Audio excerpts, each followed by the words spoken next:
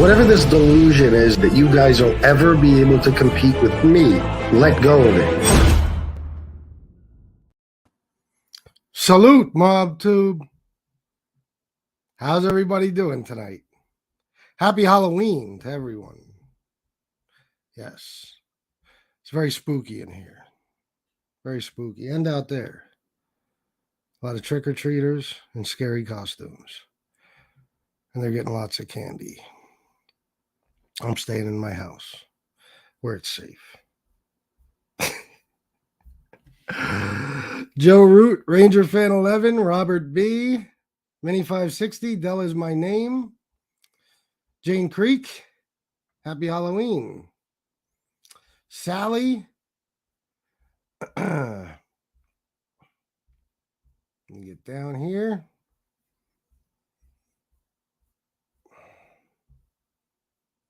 Chris Capello, it's the jacket. Paulie Walnuts. Yeah, I'm sorry, bro. I'm sorry. I'll tell you what happened today, what my story is, and then maybe you'll understand. It's my excuse for the day. No freaking ZD now. You're Steve Blair, Edward Everett, Bobby Berberian. Every trick is a treat. Oh, leave it to you, Bobby. Excuse me. OC, Albaz, Jesse Roth. This? Oh, I totally forgot I had it on. Sorry, guys. I didn't get a chance to go grab a costume today. And anyway, I didn't want to come on here as regular old FBS. So I came on here as, let's just say, 2002 Chris Lodrago. Except I never did my hair this way, but it looks similar to this. Jet black and thick. I'm living vicariously through this wig. Anonymous Legion, Chris Bieber. Yes, that's right. Haunted Ghost Tube Dana, how you doing? To sit down with Jeff Nadeau. Hair look like shit. That's fucked up, Jeff. I won't say anything about your hair, I promise. Chopper. Yeah, there is something different about me tonight, and I don't think it's just the wig. I don't think so. I just look extra good. I think that's the thing. Nadeau with the hairdo. I think Nadeau is going to be joining us in a little while. But I'm going to tell you guys what a great day I had and kind of sort of why I'm late. So I had to get up bright and early this morning, and I went to bed as early as I could last night. I went to bed. That doesn't mean I fell asleep early. I fell asleep probably 4 in the fucking morning. Okay. Anytime I have something I need to do, my mind and body says no sleep for you. All right. So I had to get up bright and early and take my mom to a very important doctor's appointment. Let me read this real quick. Jesse, FBS, I'm from a town of 900 people. Every year it gets bigger. They've started bussing people in, started throwing candy at the kids and ran and hid in the house. Oh shit. Yeah, it's never good when they're bussing people in. I'll just say that. So just to fill you guys in real quick, my mom's doctor's appointment today was to find out if they could do a procedure to clear the blockages in her carotid arteries. Yeah, I told you last time one artery or vessel, whatever, is 60%. The other one is 70. Okay. Well, they told us today they don't do that procedure unless you're at 80. So as far as the Barostim, it's an option if we want it, but it's a very high risk option because if they put the lead on her carotid artery and a piece of plaque from her blockage breaks off, it could give her a stroke. Okay. And plus, if they do that now and then 6 months, a year from now, one of the blockages becomes 80% or more, it's twice as risky going back in. So it wasn't a great doctor's appointment, but I guess it could have gone worse. But after that, I was like, because I want to do things with my mom. I want to spend time with her.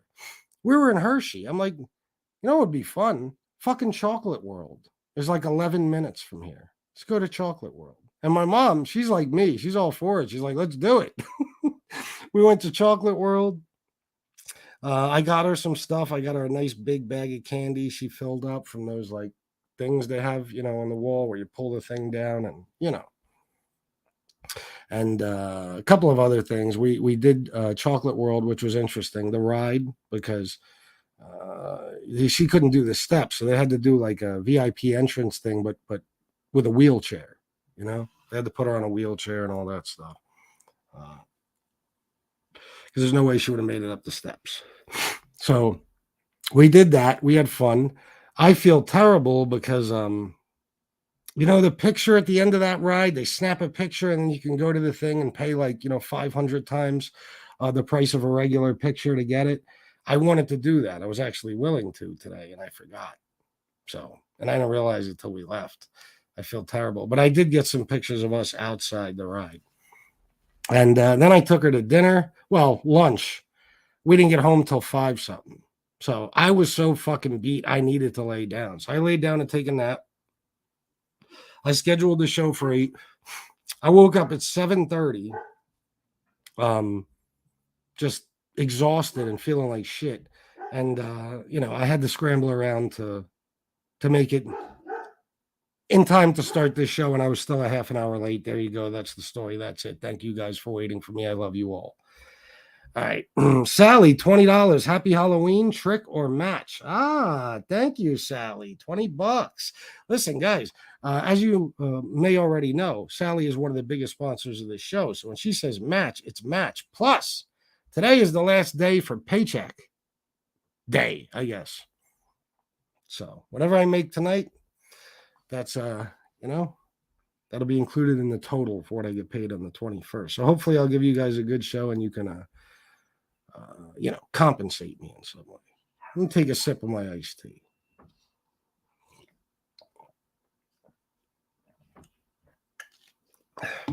Who else we got? Redheaded Stepchild Show, Danny Santos, Miko IRA on Facebook, Carlos. Hey now.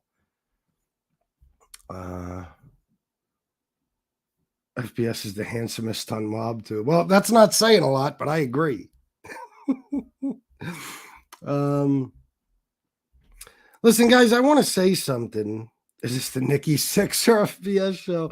I want to say something. I want to make something clear, okay?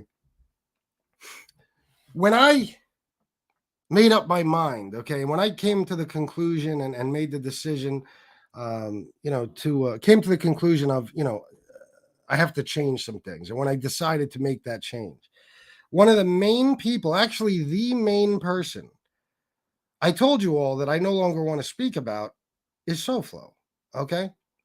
It's the main person above anyone else. I don't want to talk about him no more. It's, you already know. I told you, the whole mental patient thing. I'm done. So some people are texting me and messaging me and telling me I need to attack this guy at least every once in a while. No, I don't. Let him do his thing. Everything that comes out of his mouth is a lie. He makes shit up. Everything's fabricated, from his own life story to everything he says about me. So I'm not going to even bother. I told you guys, I'm past that. Right? Let him keep talking the fucking air. Who cares? Well, he makes friends with people who tried to ruin his girlfriend's life. Let him do that and make a fool of himself all on his own. He's doing it for me. I don't have to do it. I've done it enough. Okay, I exposed him. I told you what he's all about. That's it. I'm moving on. So just do me a favor, guys. Even if you hear something that bothers you, I know it bothers you, and I know you guys have my back, and you're just looking out for me.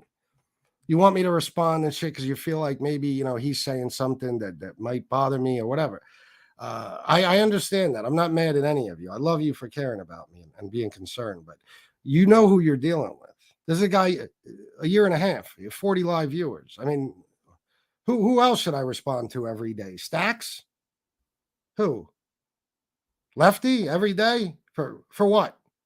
You know what I'm saying?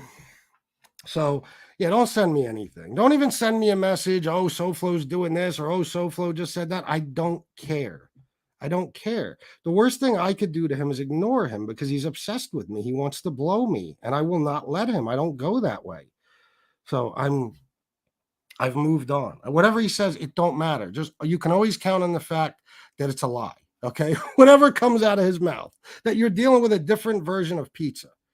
Okay, that's it. So all right, off of that subject.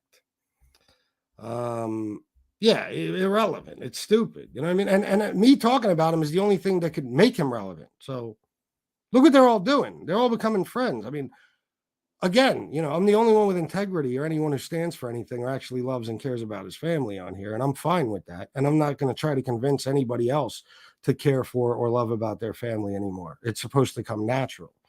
So don't expect anything from anyone and you'll never be disappointed. Okay. And always count on everyone to be exactly who they are. You can count on me to be who I am. You can count on him to be who he is. You can count on pizza to be who he is. Okay. And that's it. And you almost can't even get mad at somebody for being who they are. You know, you can't. Like if there's a bag of trash on the bedroom floor that I forgot to take downstairs and Rusty tears it apart and there's fucking trash all over the floor, can I be mad at him for being a dog? I mean, that's what dogs do. I don't really get mad at him. It's my own dumbass fault. I forgot to take the fucking bag downstairs.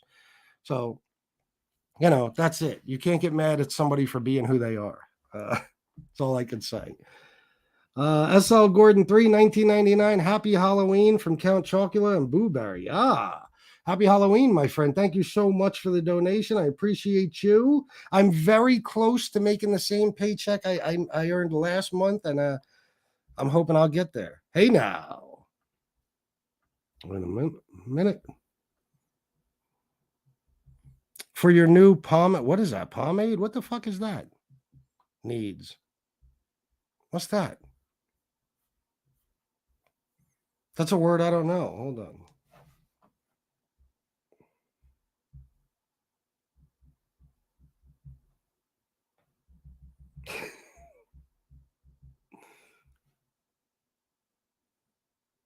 Oh, it has something to do with hair? Let's see. Pomade is a hairstyling product that is typically water-based. Okay, that's why I don't know about it. I haven't had hair in a long goddamn time. But thank you, hey now. Now that I have some, I will buy that. I promise. Look how good I'm doing without my fucking glasses, guys. Rusty's not feral. Listen, Rusty is the greatest dog in the world. But he's a dog, you know? He's a dog. And if you fuck around and throw something, a bag with food in it or something, or even a paper towel you use to wipe your mouth, that little motherfucker, if he can get to it, he will tear it apart. But he's a dog. What can I do? I got to let Rusty be Rusty. You know, I get mad at him. I yell. I say, "Oh, you motherfucker, you." And he knows. He puts his head down and he hides. But I love him. You know, it's okay. You can't blame a dog for being a dog. Can't blame a douchebag for being a douchebag, and so on and so forth. He's a living, breathing, broken record. Yes, and even though I barely talk about him, he can't stop. So you see what I'm saying, guys? This is why I told you that night. I wasn't even. I know everybody expected me to say that the people I'm really done talking about are like Johnny and Pizza and those guys. But even before them, I don't give a fuck. This lunatic down south, that's the one that, you know what I mean? Like, how do you win? You keep telling the truth, he'll keep lying. And then when you embarrass him, which I do every time I speak, he goes after your family. So the fuck's the point? So that's enough of him. This is the last time I want to even speak his name. Go with Soul Glow. Now I do remember that. Coming to America. Gotta let your soul glow. Something like that. FBS's name is Jerry Curl. You're bald, FBS. You don't need to know what pomade is. There you go. Exactly. Styling wax. Gotcha, War. Everybody knows, but I don't know.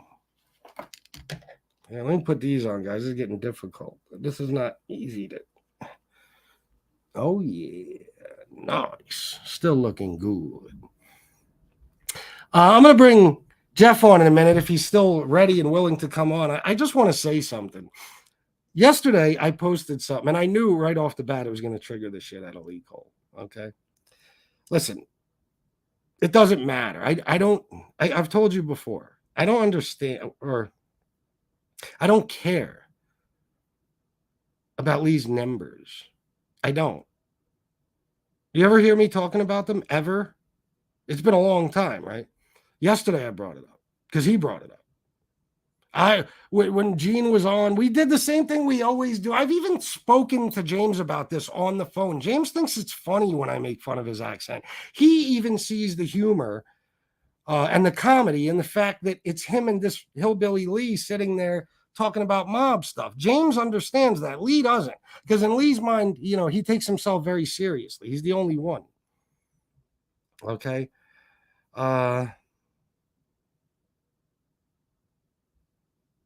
Joe Bag of Donuts. What the fuck? I wouldn't be surprised. What was I saying? Yeah, anyway. Yeah, he takes himself very seriously. Okay, so he said yesterday on Angel's show, I think, somebody sent me a clip. I think, well, I don't want to say who sent it to me, but it was a small clip of him saying something about how I made fun of his accent. And, he did what he's been doing since the beginning. See, Lee has never been able to beat me. Never. So what he does is he looks for different ways to say he beat me. Like when anytime he would get more views, it would be that he got more views than me. If I was getting more views, it would be like, well, the views ain't shit. It's the watch time. And then he'd go to the watch time. And, it was, it's one thing to the next, keep moving the goalpost. When in reality, the only measure of success in any business is money. The old scatole. That's it. That's all that fucking matters. Okay. Everybody knows that. I've tried to explain to Lee before that you cannot pay for dinner tonight or for your fucking cable bill or your fucking one of your utilities or he don't have a car payment, but you get my point. You can't pay for goods and services with views. They don't give a shit. And unless those views are bringing you a substantial amount of money, you're not accomplishing anything. Okay, everything comes down to money. I've been telling Lee forever. You want to say you're beating me? Let's compare revenue. Now, if you notice, Lee will put up every type of analytics except for his revenue. He don't want you to see that, and there's a reason for it. I know what Lee brings in every month, and it's not a lot. Okay, especially when you got to split it with someone. If I told you, you'd laugh your balls off. I make that within my first, I'd say 7 days. No, I make more than that in my first 7 days of the month. Way more than that. At least 300 more than that. And that's every month, even on a bad month. And I don't even give a fuck. I don't break his balls. I break his balls about, regular bullshit, but not about his numbers because I don't even know. I just saw yesterday apparently has 14,500 subs. That's amazing. It's a goddamn fucking miracle because not that long ago he had 10,000. So it's like, wow, that happened fast. And he brought up his numbers because he still thinks they mean something to me, even though I've said a million times, I don't care about views if those views aren't bringing money. That's why I don't do videos. I did them in the beginning, uploaded videos. I do live streams. That's why I do live streams. That's where the money is. And trust me, when there was money in live streams for Lee, all he was doing was live streams. Okay. He can't make money going live anymore. So he decides, he's going to do it through views. Fine. I don't give a fuck. More power to you, bro. I don't care. But he wanted to bring up numbers. So I said, okay, I'm going to go take a look. Now, Lee could say whatever he wants. And if I'm wrong, Lee, sue me. Okay? This isn't even about you, James. And I heard you kind of chimed in today and kind of alluded to me when you were talking about something. Don't do that. Don't speak for me. Okay? I'll get to that in a minute. But this is Lee, because let me tell you something. Lee is the one in charge of all this horse shit, okay, with the numbers and all that stuff. James don't even look at it, okay? So even if Lee is doing something illegit, buying subs, shit like that, James isn't going to know about it.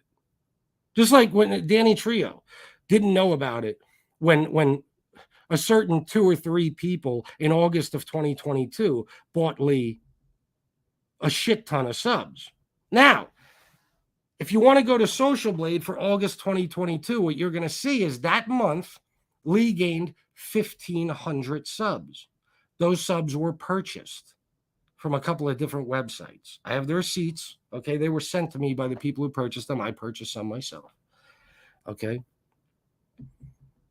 So right there, this is where that was done to see if Lee would take credit for those subs, knowing he didn't earn them, knowing that there's no fucking way all of a sudden, like, Danny leaves the show and now you start getting flooded with subs. There's no way. Danny was the only guy bringing you subs. You were stuck under 3,000 until Danny came along, and that was a long fucking time. Okay, and then Danny got you up to 40 something. I got you up a whole bunch, 600-700 subs. Right? So once you took credit for those subs, nobody can believe anything you say anymore. Because if that happened to me, I would say, guys, this isn't real. There's no possible way I make, Lee at the time was probably getting tops 30, 40 new subs a week, if that. All of a sudden he gets 1,500 in a matter of 3 or 4 days. And everybody watched to see if Lee would take credit for it. And he did. That's why, Lee, I will never believe a word you say when it comes to your numbers. Okay? And what I looked at yesterday on Social Blade was astonishing. Damn near every other day for the entire month of October, he goes up exactly 100 or 200 subs. Exactly. But those days in between, not one sub, not a single one. And it's not like they're calculated every 2 days, because there's a couple of periods in the month where it's 2 days in a row, 100 subs each day, something like that. Okay? In my mind, impossible. Do I care, Lee? No. And why should you care? Just do your fucking show. Do I believe you're cheating? 100%. But you've been cheating since the beginning.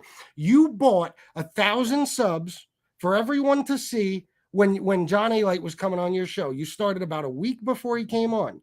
You shot up 1,000 subs. You went around and bragged about how, oh my God, look how many subs John is bringing you. And then a day or two after that interview, you lost them all. They were all taken away. And you blame John. John didn't buy you those subs. Okay, you bought them.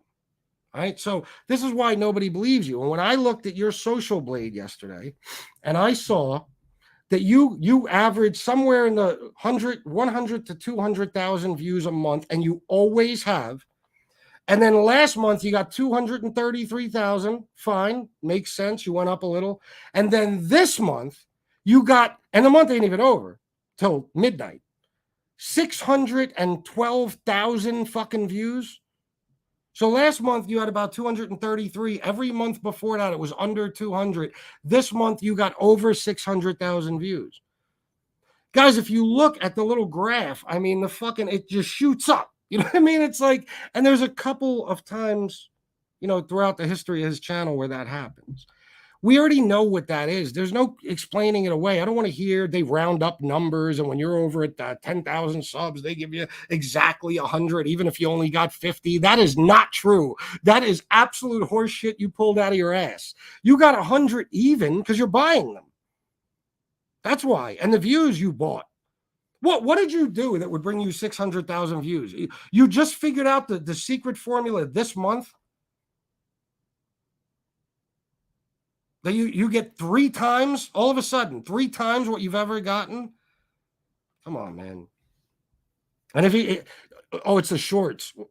Why? What short was so fucking great? Your shorts are you with your pupils pinned because you're high as a fucking kite, sitting in the fucking camera, talking gibberish. Or you use like somebody else's content as a short.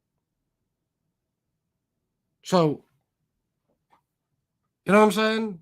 Like, what did you do that was so great? 600,000. Come on, man. So, but I don't give a fuck. I don't even need to try to convince anybody. You did something stupid yesterday when you talked about your numbers, because that made me go look. And if anybody wants to go look at Social Blade, you're going to see some of the funniest shit you've ever seen. Okay? Days where he got 30,000 views. I mean, it's absurd. 30,000 views. Nothing is different. Him and James have been doing the same thing for what? At least I'd say 8, 9, 10 months minimum. But all of a sudden, this month was extra special. Fuck out of here, bro. Come on, man. Where are these subs coming from? As small as this mob genre is, there's still that many people. You're just getting exactly 100 every other day. So I did this because you had to bring up something stupid last night. Okay, and I put, I didn't even put your name, you fucking jerk off. I just put that picture up. It didn't even say the name of your fucking channel. Nobody even knew who it was. A couple of people guessed. But then, you continue to want to talk shit. And then you did some show today talking shit. And James Proctor, don't speak for me. I'm not in it for the long game. How the fuck do you know what I'm in it for? Who are you to say shit about me or my plans? Okay. Oh, the guys who do this for donations are not in it for the long haul. We're in it to make money. That's the bottom line. What the fuck are you talking about? It's like instead of focusing on the ball, you're focusing on the bat. What do you mean? The end game is always money. The end game. I'm not in it for the long haul. What the fuck do you know about me or what my plans are? And guys, listen, I hate to break it to you, Lee. First of all, once again, you owe your content to another person. James does your content for you. You sit there and ask him questions about shit you should already know the answer to. And then James, tells everybody the story. Just like Danny Trio did for you. You're a nodding head. That's all you are. Okay. And I made more money in the last 2 years than you guys will make in the next 10. I guarantee you. So don't even dare compare your channel to mine. Okay. Well, brilliant. Another mob channel did a fucking video about the Nicky Scarfo Jr. shooting on Halloween in 1989. Wow. James and Lee, nobody's ever heard that story. That's amazing. I think 19 different fucking mob channels did that fucking story in the last couple of days. This is what we talk about being boring. The same fucking stupid stories all over again. Who doesn't know that story? Who? It's one of the most commonly known stories in the entire history of the fucking mafia. The Shia on Halloween and 9. And they're doing fucking shows about it today. Like it's brand new information. So, just don't try to play with me, okay? Because I'm not somebody you'll sit here and say, wow, Lee is really killing it. He's got 14,500 subs, which is impossible. Impossible. When people started buying you subs, bro, you had 4,800 subs. You're telling me your channel's gotten so much better that you've gained 10,000 subs since August of 2022. It took you a year and a half to get your first 3,000. Well, a year. I'll say a year for your first 3,000. It took me 2 months. It took you a year. Okay. And now all of a sudden you're up to 14,500 subs. Get the fuck out of here, bro. And 600,000 views in a month. Okay. All right. Lee, if you were somebody who always told the truth, or even every now and then told the truth, maybe you can get away with that shit. But you took credit for purchased subs. I put up a receipt, Lee, on my show, and you still lied. You said they were taken off, but when you go to his social blade, he didn't lose a single sub in August of 2022 or September. Okay? They weren't taken off. They're still there till this day. And yes, a lot of these mob content creators are, as Pizza would say, fake it till you make it. I've caught so many of the mob content creators buying subs and views. You guys all know it. Okay. It becomes common practice. Once they're up there to the point that they think people aren't paying attention anymore, they start throwing in 100 here, 1,000 there. Okay. You'll see these lives with this insane amount of fucking live viewers, but the chat isn't moving.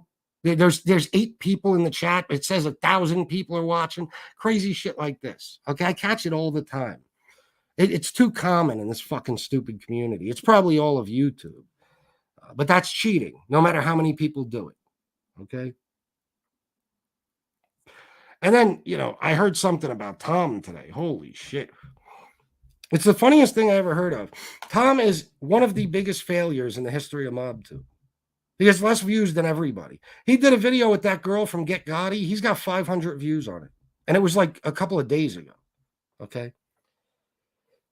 It might have been yesterday. 500 views. And he's constantly on YouTube telling people how to have a successful YouTube channel. He hasn't figured it out yet, but he still thinks he can tell you how to do it. What are you doing? What do you mean? People can look at your channel, right? Like your last, I don't know how many videos. I was looking at it a minute ago.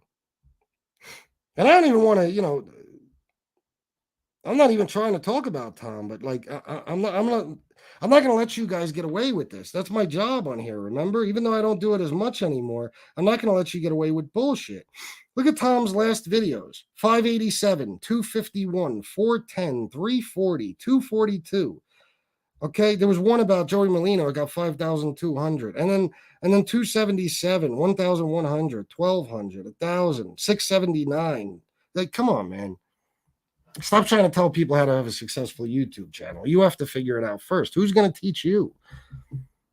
And that's the problem. These guys all get together, people like Lee and Tom. Lee's got all types of bought subs and views. Tom can't get any views, and we've caught him buying them too. And they get together and tell everybody how good they are and how you should do what they do so you can have a successful YouTube channel. We're in the land of the phonies and frauds. Paulie Walnuts! I love you, bro. $49.99. Lee doesn't see these numbers. Exactly. Come on. And you know what they'll say? Oh, that's all right, because we don't want to beg. You call it whatever you want. My paycheck is 4 times yours on the 21st. Okay. If that means you want to call me a beggar, if that's what I got to deal with, good. Go right ahead. That's nothing. That's nothing. Because Lee never had a problem asking for cash apps and super chats. He used to do it all the time. Angel was on his show one time making fun of him for being a beggar. Because he was asking people to please cash app him because you don't get donations. Then he was faking it. Remember? Remember that time he was on Angel's? Angel got a cash app. You heard her phone go off. And he was like, you didn't hear anything from his phone. He was like, oh, look, I got one too. And Angel's like, really? Maybe it's from the same person. And then Lee didn't say anything. And that SoFlo does that now. You know, Pizza's done it. They just, oh, look at that, a cash app. I'm not going to say who you are, but thank you. $200, thank you. I'm not going to give you a shout out or anything. Get the fuck out of here, bro. Fucking frauds, man. Frauds. But keep thinking those numbers mean something in real life, Lee. Keep thinking they do. You're in a community where if you were the best fucking mob content creator on here, you might see 100,000 subs. And that's the chances are very, very low that you'll ever get anywhere near that. You especially, but anybody in the mob genre. OC Shorts, maybe 1 or 2 other people might see 100. Okay. And you guys, no offense, man. I don't knock you. What Lee and James are doing is good. They have a plan. That's fine. I don't personally like the show, but who gives a fuck? You know what I mean? You know my stance on all that regurgitated story shit. I don't care. And it is silly coming from them. But let them do their thing. I don't knock them for what I fuck around and break balls. Okay, but don't try to start taking shots at other people and telling everybody how successful you are, because we've been here since the beginning, a lot of us, and we knew what your game was since then. Okay, we saw it with our own eyes. And I know you're part of the Angel posse, but that doesn't mean you could just close your eyes and all of a sudden whatever you don't like from your past goes away. No, it's still there. It's still there. Okay? And, you lost any credibility a long time ago. You faked the phone call with Gene Borello. You had him do a second phone call because the first one, it sounded like you were attacking Jimmy. You wanted it to sound like it was Gene attacking Jimmy. Stuff like this is fraudulent. Okay, so when anybody sees some shit like what I saw yesterday, even if somehow it's real, it's not going to be believed because you're a fraud. So stop talking about me, dickhead, because I'll be the one to do this to you every fucking day. You know that. I'll expose you for exactly what you're up to. Leave me alone. And if I break your balls every now and then, listen, you come back at me, whatever you want. But when you try to compare your channel or you start talking about numbers, I'm going to make a fool out of you. So that was a very dumb thing you said yesterday. Danny Green, $10. Sounds like you had a beautiful day with your mom, brother. That's what's up. Nice head, you idiot. Salute, brother. Thank you, Danny Green. Guys, I did, man. I did. Let me tell you, my mom had a smile on her face. I said to her towards the end of the ride, I said, this is fun, isn't it? She was just laughing. She said, yeah, it is. She said she felt, young again. It was amazing, man. We had a really good fucking time. And, the last time me and her were there together, was probably like with my daughter, like 2008 or 9, so it was cool. Reminisce a little bit, have a good time. I just try to put a smile on her face and make new memories, so I wish I could put the pictures up for you guys, but I'm not gonna put my mom out there. You know what they'll do. But we had a great time, and I plan on doing as much of that as possible because, again, today, it could have been worse, but we certainly didn't get the news we wanted, and it's not. It's that the Barristan just it keeps getting further and further away, from being a possibility. So anyway, Alex Fajigadaja, 49.99. It's all about these numbers. Bless you for the sneeze. I would say, did I sneeze? I don't even remember. I don't even know how to pronounce that. That's a German word. I stay away from those words. But if I need a translation, I'll call MRE. But I wouldn't want any Nazis to get excited. There you go. Thank you, bro. 49.99. Look at you guys. I appreciate it, man. Seriously, I do. I love you guys. Anyway, I could have put those graphs up and the screenshots of Lee's numbers, and I don't even care. Lee thinks way too much of himself. I don't care. I'm going to talk about your numbers when you start acting like as if you're doing better than me somehow. Anytime you say something like that, I'm going to point out where you're cheating. So if you want to talk about me, I don't mind. You can talk about me all day, as long as you don't mention my family. But don't start acting like as if you've somehow figured out something I haven't, or you're doing so much better than me. And I'm just like some fucking loser whose channel's going to shit while you're just blowing up. And you got this fucking incredible real content channel. Come on, bro. And another thing, this is the problem with you motherfuckers who need a co-host. You can't even attribute any success you do have to yourself. You got to split it between you and the person helping you. Really, the person doing the show for you. Because if you notice, everybody with a co-host on here, it's the co-host doing the show. Anyway, let me drop the link if Jeff Nadeau still wants to join. And we could talk about whatever. Clarence Thomas, what it is. Espresso. I believe they would, Danny Santos. Neil Cosentino. He's good, right? I think I'm thinking of a different Neil. He's good, right? He always was, yeah. I think. Let me know, guys. No offense, Neil. You know me. Oh, yeah, Alex certainly is. Espresso. Cole figures if he says the short videos are the reason his channel is growing, it will make people think he isn't. But I know. It's the short video. What short video? Show me the one that's so fantastic that it basically went viral, relatively speaking, for your channel. It went viral. It got you that many views. No, you know what they do? They add the views they buy to the shorts and stuff like that. So it looks like, well, it would throw people off because you're looking at the full length videos to try to see what they're up to. No, they do shit like that, bro. Okay, and like I said, if I'm wrong, sue me, bro. Okay, because this is bullshit, man. You've been cheating since the fucking very beginning. You fucking you were at 1,800. You bought 1,000 subs. You got up to 28, whatever. You lost all of them. You went back down to 17, 18. Okay. Then you got stuck at 2,100 for months. All of a sudden, like that, he went up to fucking. It was the same type of thing. He was gaining 20 subs every single day, exactly 20 every single day for months. And then he's at 2,800. Okay. Then he got somewhere around a little under 329 something, and Danny came along. Danny got him up to 38, whatever the fuck it was. I forget the exact numbers. And then we became friends again. And he went up to like 45, 46. He got up to 48 before people bought him those subs. All right. Now, all of a sudden, he's just rolling. And I don't even mean to knock them. Like, okay, I'm sure there's people that watch the show and like it. But look at the options they have. What are you, the only game in town that they're going to fucking, all of a sudden, all these people who, in the same community you've been in for almost 2.5 years, all of a sudden, those people are, just subscribing in droves. Like, come on, man, please. And he says, you don't make that. He's saying he gets 40 or 50 a day, and I don't make that in a month.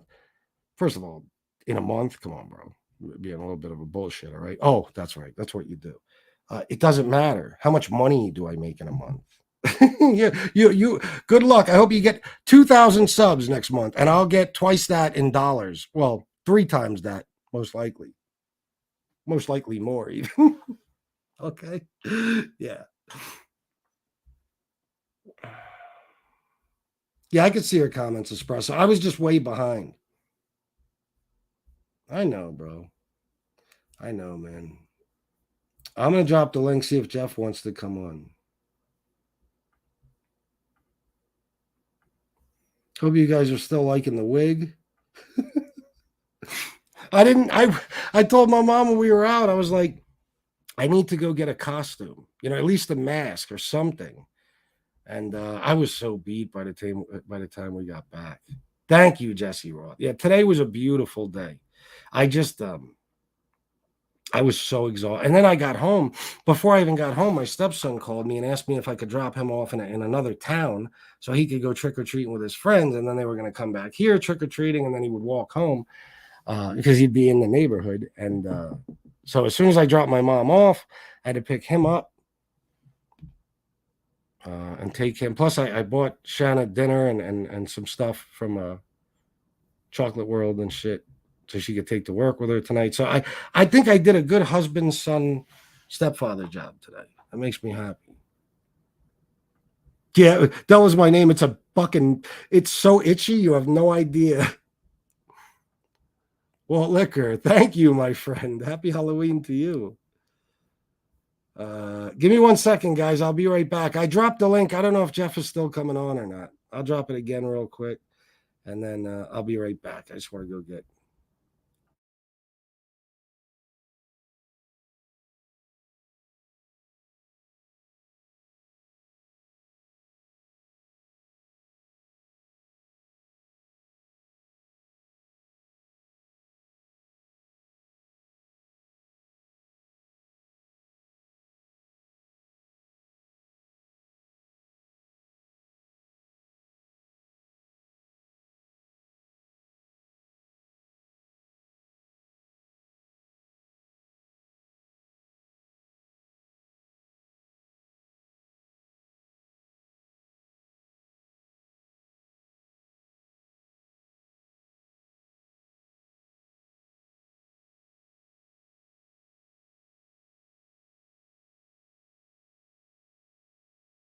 Hold on, guys. Lee is here. You ready? Here we go. Yes, numbers. You're all real fucking ugly. They're like, call me up. You know what? Fucking woman. I'm in a beautiful fucking house. I have a good life. I made mistakes as a criminal. Oh my God. There's no doubt. I was a criminal by the time I came out of my mother's womb.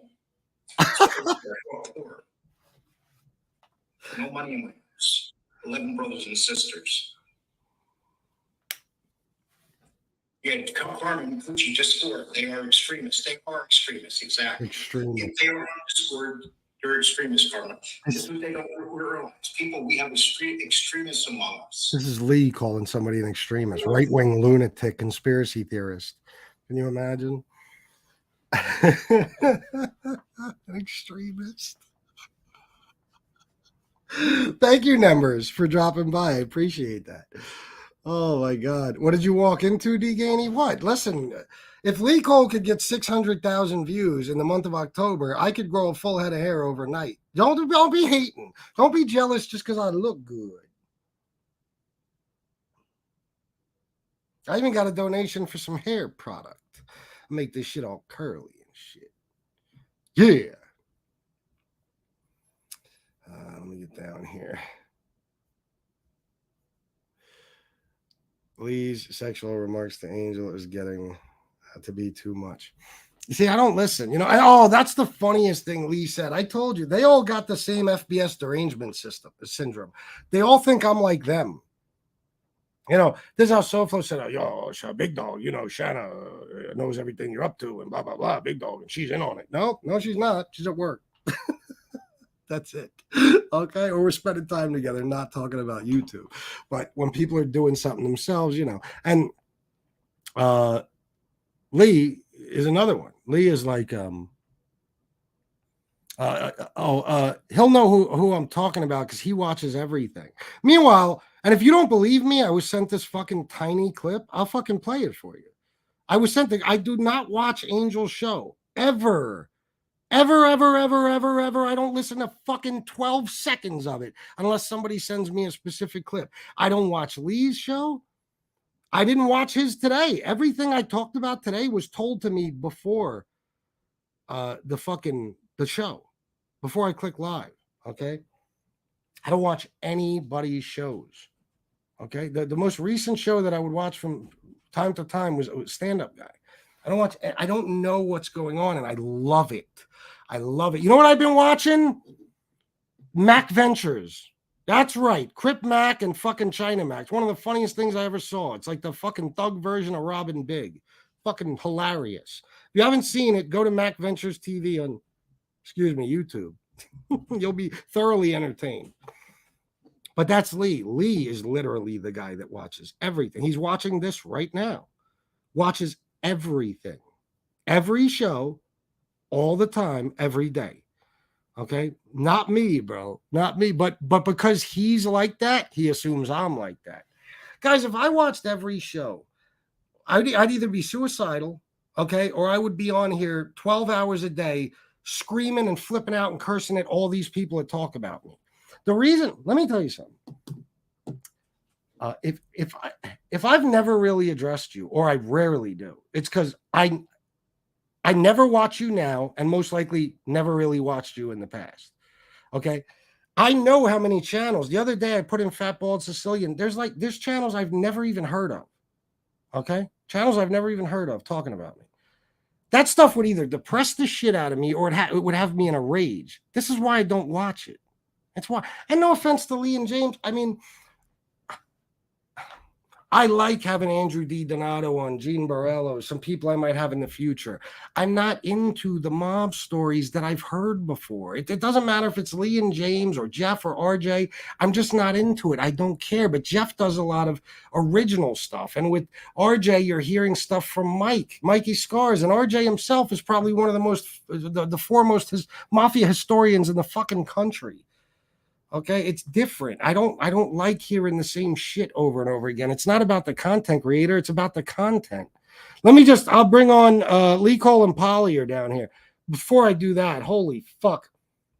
Frank Gerard, Fratello Productions, $99.99. I love you, you magnificent bastard.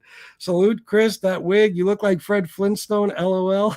Or with that wig, you look like Fred Flintstone, LOL. You're the king of all of Bedrock. Just having fun with you. Love you, brother. I love you too. And thank you. Thank you, Frank. We are getting close, guys. We are getting close. What are we up to here? 150, 60, 210, 220. 230, 250. That's about what I needed. Now I just got to make up for the 30% YouTube's going to take, and I'm there, which is a miracle for this month. I never imagined it would happen. Hello, Numbers and Polly. Now, come at the end of the month, you and I are going to be getting together. And Anthony, I'm going to be there. So you have to make sure you're there. The fuck? And I'm going to bring lots of evidence. Paper evidence. The crap that you claim. Not something that I bought at a garage sale. And crap like that. It all means nothing. You need to bring evidence that you were in the military. Oh, you need to bring evidence that you were on the streets and you were part of the mob. I'm not talking about something that says you were arrested somewhere. You know, you've been caught in lie after lie. Let me tell you how dumb you really are. You were told not to go on any shows between now and the time of the debate. Cinnamil's rule. Now, come at the end of the month, you and I are going to be getting together. All right, now you just repeat. I'm going to be there. Well, thank you, Numbers. I always like when you drop by. Let me see something, guys. My fucking I don't know why I'm not getting output. Why isn't this working? This is so fucking odd. My earbuds aren't working. And I need them for when Numbers calls. Numbers. Let me see. Bluetooth. Hold on. Christopher AirPod. There it is. Connect. So why aren't people? I thought you guys said that you would come on here in your costumes. How come nobody is volunteering to do that? I am disgusted with you all. Jesse, where's your costume, young lady? Casey Robinson, redheaded stepchild, all you guys. This is the perfect time to make a fucking FBS show appearance because you don't have to show your face. You'll be all covered up and shit. Come as Drip Drop from Crime Circus. Do something. Danny Santos. CeeLo, who did you get into a scrape with? Sorry for the historical questions. Also, you look like Barney after the hairdresser appointment. Oh, that's fucked up. It's that's not something I want to talk about tonight. It's 5 different somebodies against little old me.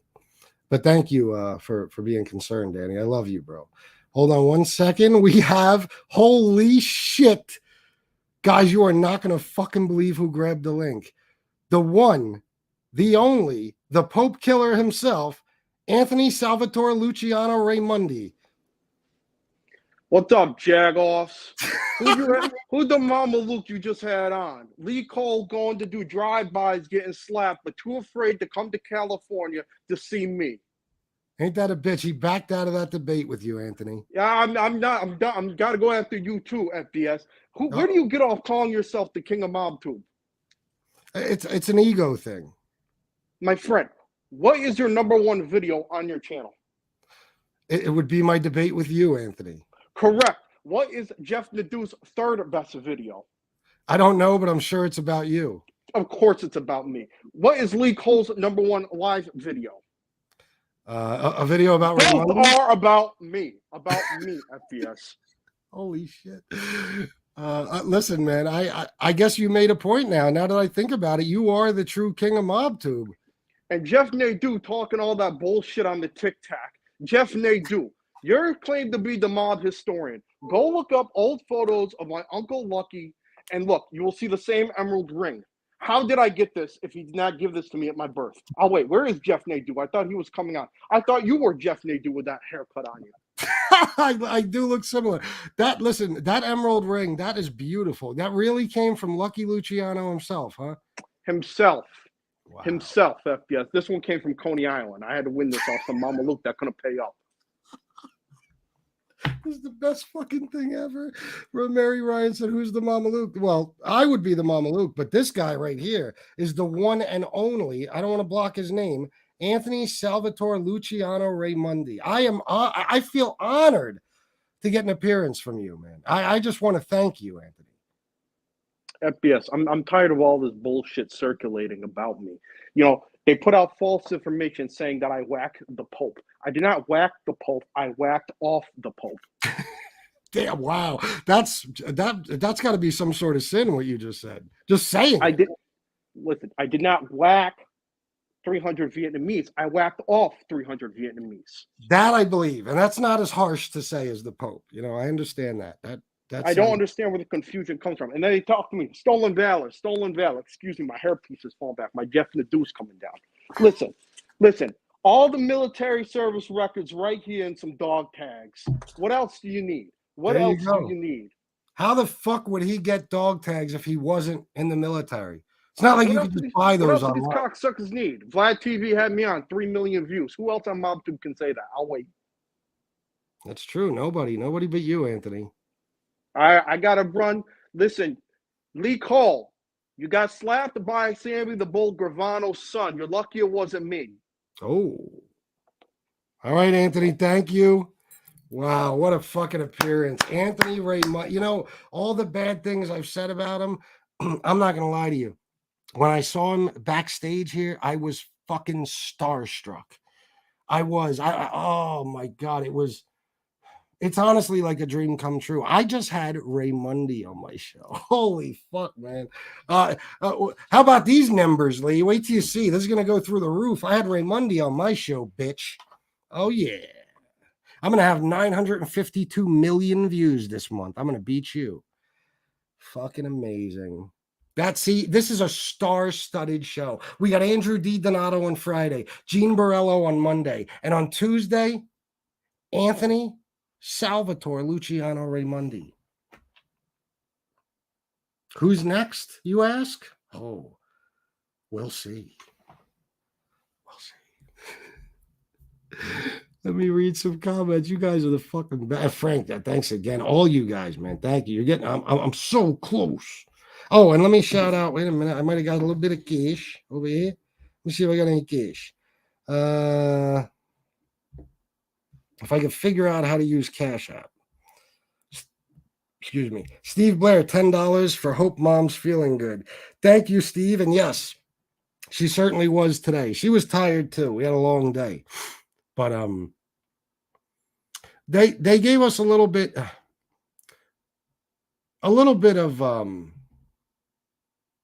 comfort, I guess you could say.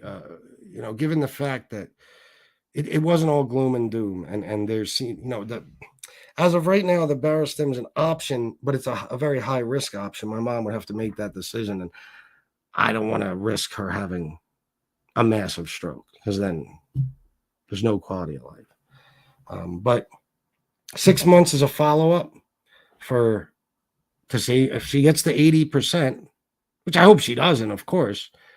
Then they'll do the procedure on the carotid, and then I think the Barostim is an option, but I understand what they were saying. At first, I kind of argued with the doctor, but he made a good point. So, but anyway, it was a beautiful day, man. I even said to my mom, I said, you used to bring me here when I was a kid, because that's one of the reasons we found this godforsaken York County, fucking Pennsylvania, is because we were originally going to city people, Amish country and fucking, Hershey Park and shit like that. And then my neighbor on 81st Street, he got a fucking house in Dover, and I brought my parents here and showed them good old York County, and that's how we wound up here.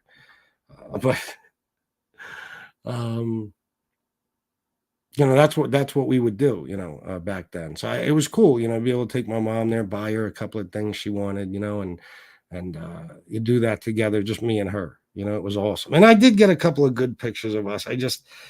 It breaks my heart. I was at dinner trying to figure out, is there any way, or lunch, whatever. It might as well have been dinner. It was like 4:00 in the fucking afternoon.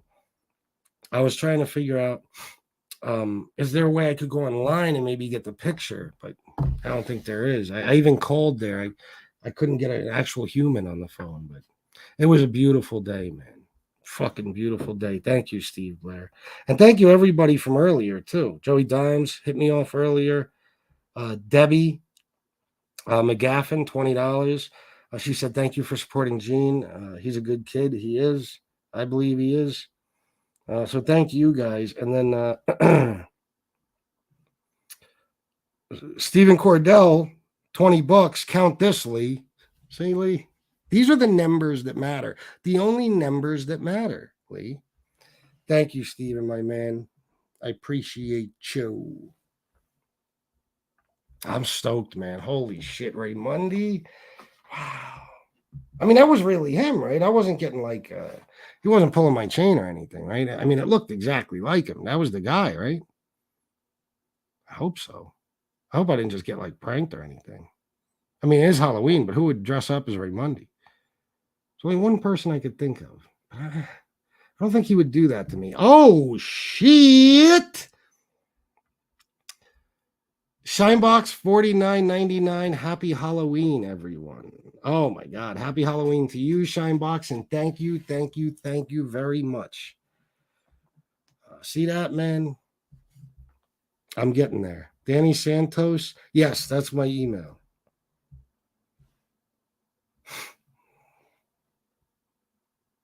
Let me just see something, guys. Let me see how far off.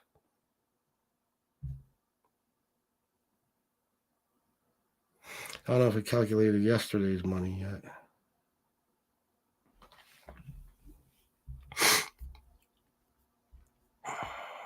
Let me read some comments. I had no idea you were friends with Gene Borello. I figured for sure he was against you. Why'd you figure that? No, I've been friends with Gene for a long time. Gene's been on this show like at least 4 or 5 times, not including last night. No, I'm cool with Gene. Anthony Raymundi, dude killed 300 people in Vietnam, even though the guy with the most confirmed kills only killed 103 guys. Ain't that some shit? Raymundi can pull off the impossible and do it on the low, so the general public doesn't even know. You know what I mean? What a master sniper he was. But remember his story, though. He didn't snipe everybody. You know, a lot of it was done with grenades. He blew up villages, you know, of children and women and stuff. If you remember fucking Raymundi's story, you know, he blew up entire villages at a time. That's why his number was so high. Lee Cole, those are some numbers to be impressed about. That's why his number was so high, because, you know, grenades.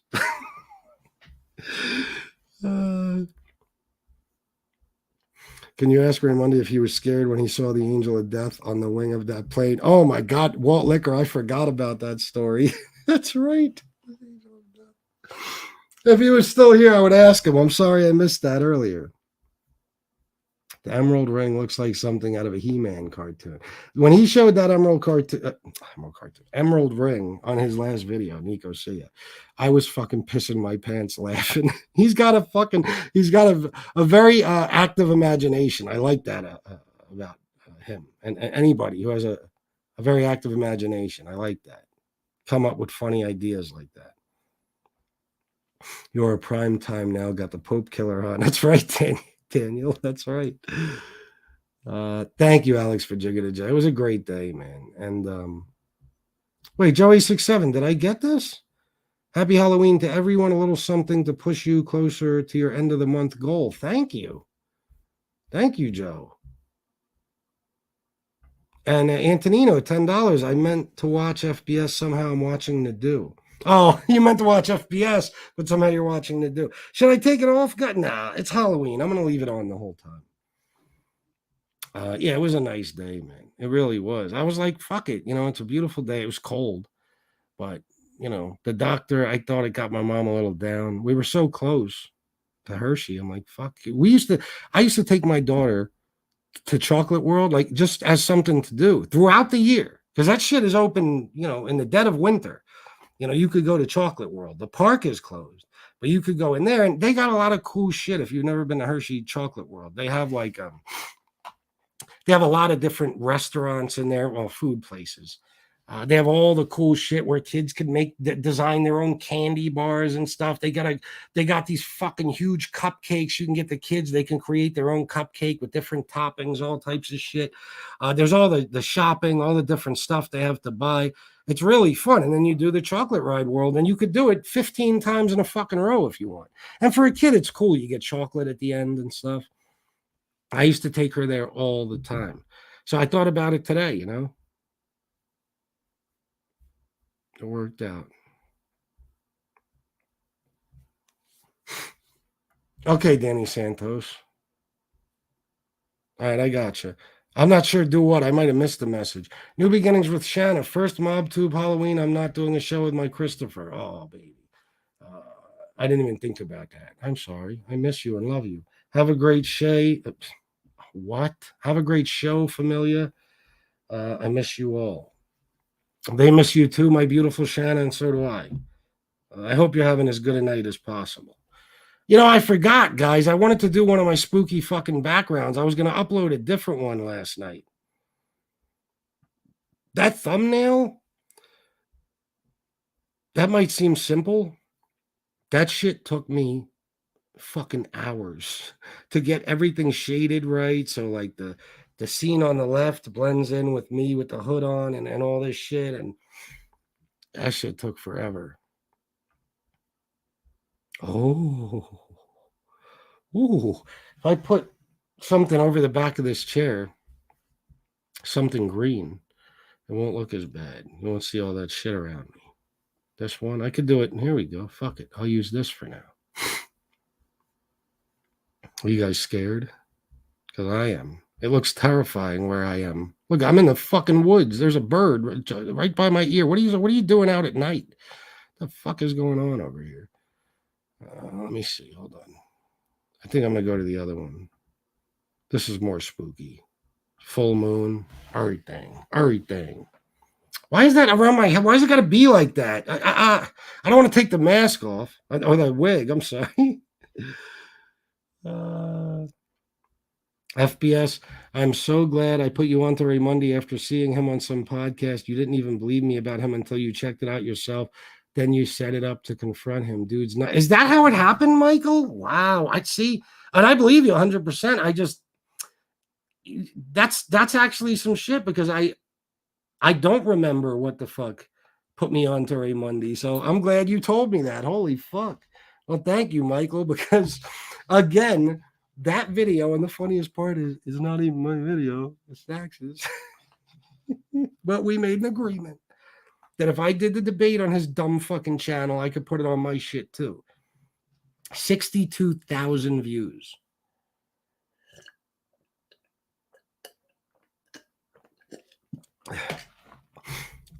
Yeah, he's a good dude, Danny. He is. He's fucked up. You know, he's got flaws like the rest of us, and he's, you know, things will change, I think, as he gets older and stuff, you know, but I have no issues with Gene anymore. I like the guy.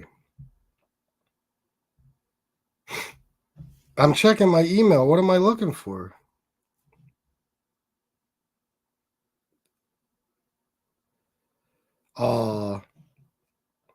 I saw something somebody sent me. I'll get back to you after the show. That's cute. I don't know. War, check it for what, buddy? Oh, from Danny. I didn't get anything from him yet. It's Fat Bald Italian. I hope you didn't do Sicilian. Where's the spooky music? Oh, shit. I don't have it. I don't have any spooky. Let me see. But my earbuds are not working. I think Lee sabotaged my earbuds and he fucked with the signal. Let me see if I can make them work. And I've been charging them for a second. Okay, I think they're working now. Because if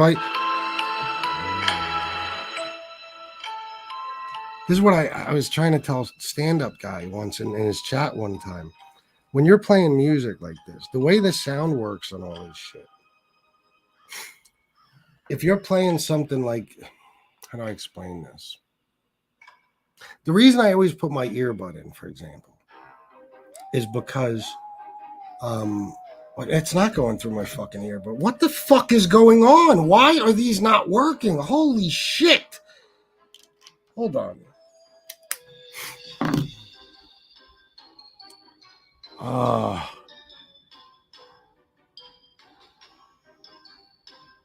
That's not that spooky. It sounds like cartoon fucking music or something. Guys, just bear with me a second. I'm gonna fucking snap. I don't know if you could hear it now. But when you have something like this playing and you're talking over it, it crushes you. It crushes your sound. The reason I always put always, it says they're connected.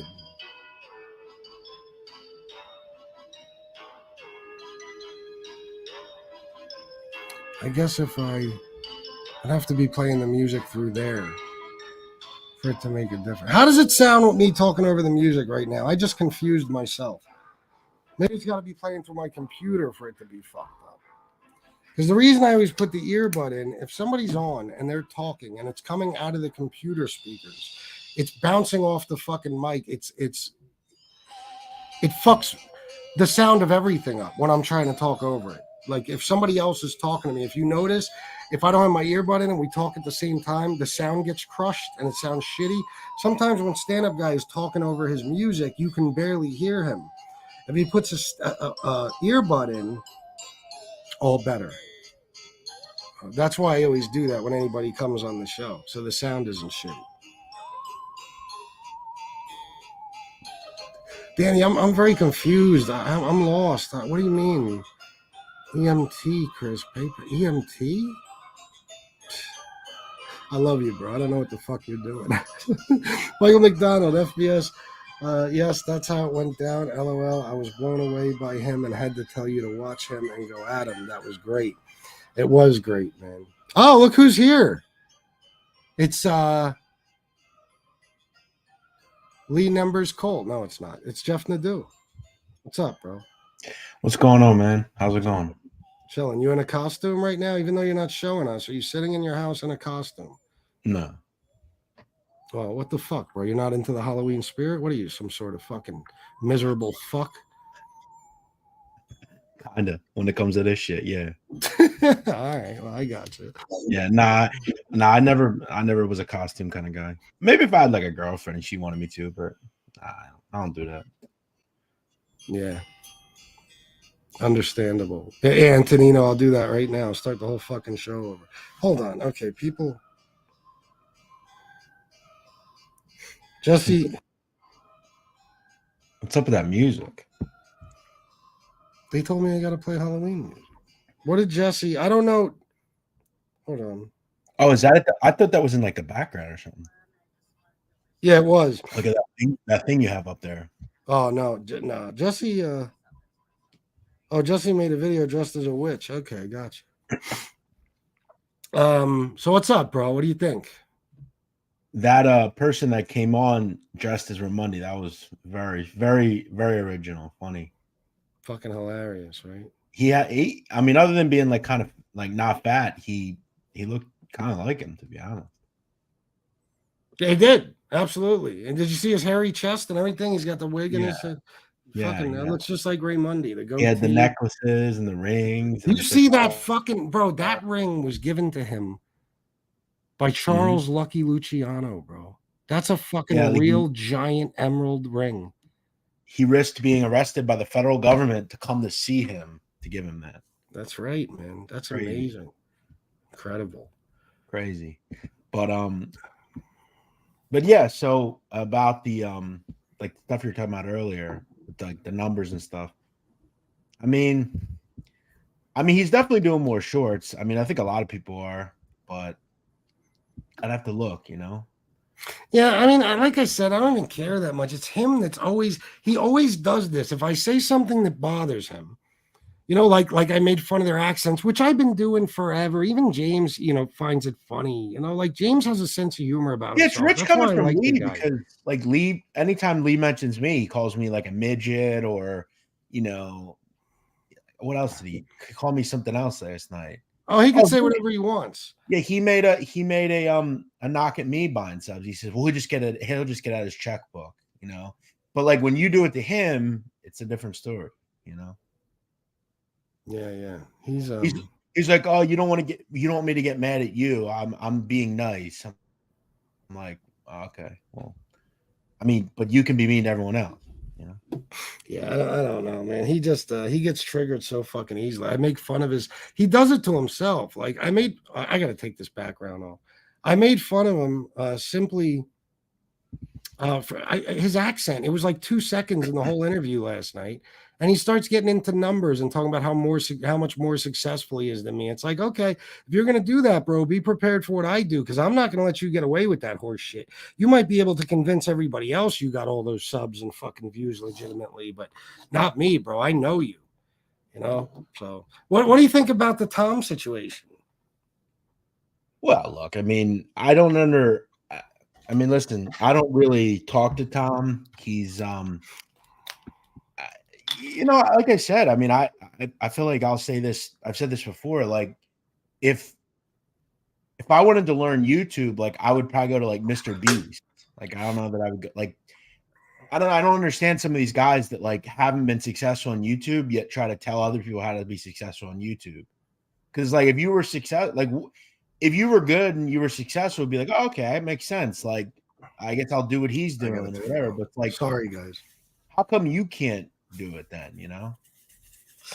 I know. Well, it's just ridiculous. I've been watching Tom do this for a couple of years now, and he always does it on Lee's show. Lee has him on which is leave it to Lee to pick a complete failure at YouTube. Tom, relax. You got to admit you're terrible at this.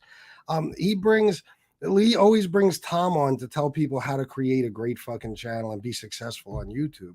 And don't get me wrong, when Tom was doing shows regularly, I think he was doing okay. I don't remember, but he's not.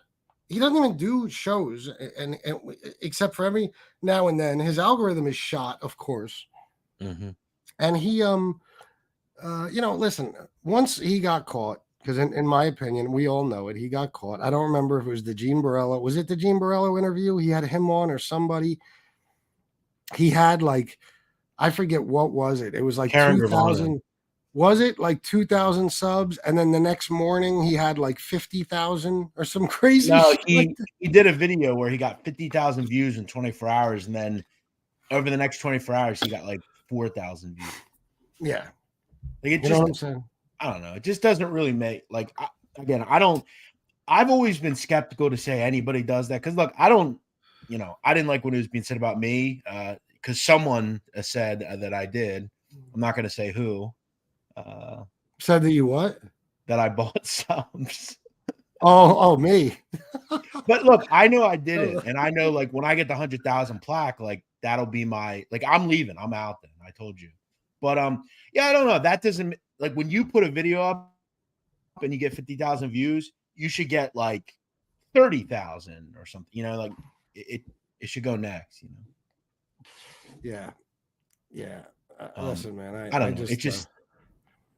You got to be kind of thorough with it. If you're going to do it, you can't make it look like super obvious, Yeah, that's what I'm saying. Like Jeff I'm not going to lie to you guys. Jeff is the first person I called last night. And he was actually standing up for Lee, but it's like, I'll stand up for him now. Like, I mean, I'll be 100% honest. Like, I'll say this about Lee. Like, I think one of the reasons he's gotten more subs is, whether or not we agree with how he handled that Sammy thing, I don't know how that video got 160,000 views, but it got 160,000 views. So I guess maybe he got video views that way. But I don't know. I mean, who knows if he is or not? I don't know. Yeah. But, I mean, I know he's doing content more frequently.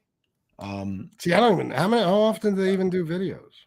But like, again, I'm not a big fan of like you said, I prefer like doing original content, like trying to find people that nobody's talked about, or like today I did Gus Faraci. Like not a lot of people really looked into him as a person. Like they might have talked about the fact that he killed a DEA agent, but like I'm trying to find people that no one talked about. And I don't really I don't need other channels to do my content.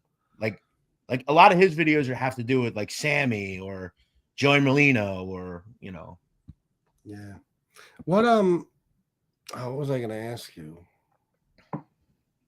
Oh, so are you telling me that you didn't do an episode about the 1989 Halloween night shooting of Nicky Scarfo Jr. today? No.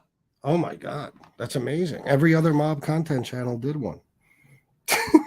I dare to be different, I guess. I would hope so. Yeah, please. Dare to be different. Because if I would have seen that fucking story on one more channel, I would have lost my shit. It's like, come on, guys. This is stuff this is like Mob 101. And I understand. Listen, man, I understand why people want to do that on Halloween. But if you see everybody else doing it, I'm just different. Like if you see that, okay, 10 different mob content creators already did that video today. Why would you do one too? You know what I'm saying? But yeah, that's views by any means shit, I guess. I don't know. I mean, I actually, if I could find someone like on YouTube that no one's covered, like that's a bigger get for me than anything. Like that's what I want. Yeah, like you said, Gus Faraci, he's an interesting character. Yeah, absolutely. I did I did this guy Nicky Skin Stefanelli. He killed himself so he didn't have to cooperate and sit down in front of the guard. Like I want to do interesting shit like that, Like I don't want to do the same old shit, Yep. Yeah, I mean, have you ever seen a fucking video on Tony Urso? Like no one's done a video on him. Has anyone done a video on Frank Lino? No, I have. Like I'm just trying to get original shit, Mm-hmm. That's the way you got to be, man, because what gets played out, like I say all the time, is the same shit being told over and over and over again. If this was the beginning, okay, where the mob content channels were just starting to come around, then it's like, okay, talk about all the basics. Talk about Roy DeMeo, talk about the Castellano hit, talk about Gotti, talk about Gas Pipe, whatever. But we're a couple of years in now. You know what I mean? It's like, and that's the problem with mob content. And I don't know if you'd agree, but there's a limit to it. Eventually, everybody's going to run out because there's no new history being made. Yeah, I mean, that's one of the reasons. Like, people ask me like why I'm going to leave this genre eventually. It's because, like, when I came on here, like, my goal was never to do just mob content. I guess I kind of pigeonholed myself into it, but like, I prefer talking about other shit, to be real honest. Like, if you ask me what do you actually want to talk about, I wouldn't say mob content, but you know, it's just kind of what I do, and that's kind of where I am with it. But yeah, you're right. I mean, eventually you're going to run out of stuff, and you know, how many times can you talk about, you know, this and that? And some of the people don't have enough info, so it's hard to do stuff with, you know. Yeah, yeah, definitely. I'll tell you what, man. Like, I've gotten so like I've gotten so tired of even telling people that my channel's about the mafia in any way, shape, or form, that if because I'm not going to tell, like, people in my life, I don't tell you what the channel is, I don't tell you where to find it. If you somehow find out, if I tell you I got a YouTube channel, I'll just say it's about true crime. Yeah, that's probably your best bet. I mean, you know, it's, and anytime you tell people, it's like always the same shit. Well, are you scared to like do content about that? Or, you know, have you ever been threatened? Or it's like, no, not that I know of. Yeah. And it is kind of embarrassing, I guess, sometimes, because it is such a shit show. This genre sucks. Like I said, I did a short the other day talking about how this genre is full of just miscreant losers. Like, it sucks. It is. It is. And I contributed to part of that by fucking getting involved with all these douchebags and shit. You know, it's to the point now where anybody could come on here and they consider themselves part of Mobtube, and all they do is talk shit. They've never talked about Well, the see, mob. like my Never. thing They've is, never. like, I'm more or less talking about even just like the mobsters that are like John Panisi is a fucking dickhead. He just is. Like, he's a prick in every sense of the word, and it's like, You know, I've never heard anything good about that motherfucker. Never. he's an asshole. He's a dick. He's a complete prick to everyone, and it's like, you know what I said? I said this the other night. Like, this genre could have been great. Like, if like someone said to me the other night, I was doing a live, Chris. Think about this. Think if we all got like we all got along, and like we could have like taken this on the road and did like little meetups and had like cool, like, you know, like gatherings and shit. I mean, It's a cool idea, but it's not realistic. You know, no, people. but it sucks. It ever, you know, it could have Yeah. been better than it was. It's just that, you know, you almost got to expect, man, that anytime you're good at something, a whole bunch of people who are not good at it are going to hate you for it. So, Yeah. you know, that's why all that talk about a fucking Mobtube get together and stuff, that's, you know, that died out a long time ago, because now it would be a war zone. You know, people would get killed. It would be Oh fucking yeah. ridiculous. No, It's this would have been like, you know, it got really bad on here when it started to become, you know, like, you can go back and forth with Lee or me, you and Tom or whatever, but then it started becoming where like people were just being ruthless eventually, you know. yeah, But yeah. but it's been a wild ride. But I do have an end game for sure. I mean, I want to do something else, you know. Definitely. You should just move into true crime, bro, because you're good at this storytelling shit. Well, Let me read this honestly, real quick. bro. Go ahead.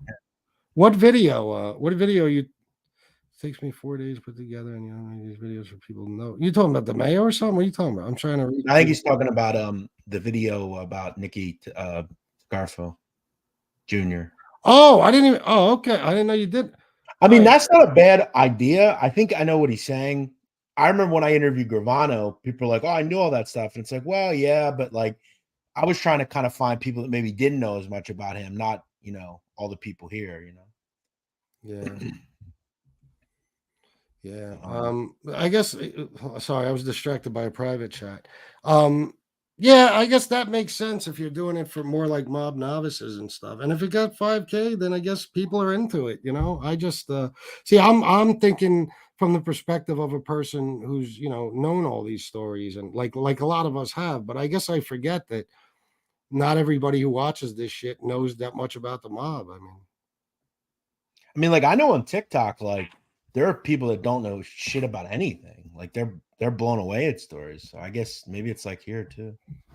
Yeah. Let me see something. They're telling me that I just got a private chat that I need to check my email. What in the fuck is going on? I got to check my spam folder. Fuck, man. I didn't get anything. I swear to God, I'm even checking my spam folder. Everything I got in my spam folder is from Temu. I didn't get anything. Somebody's using the wrong email. It's fatbalditalian@gmail.com. Mike DeBella, thank you for the $10. Thank you very much.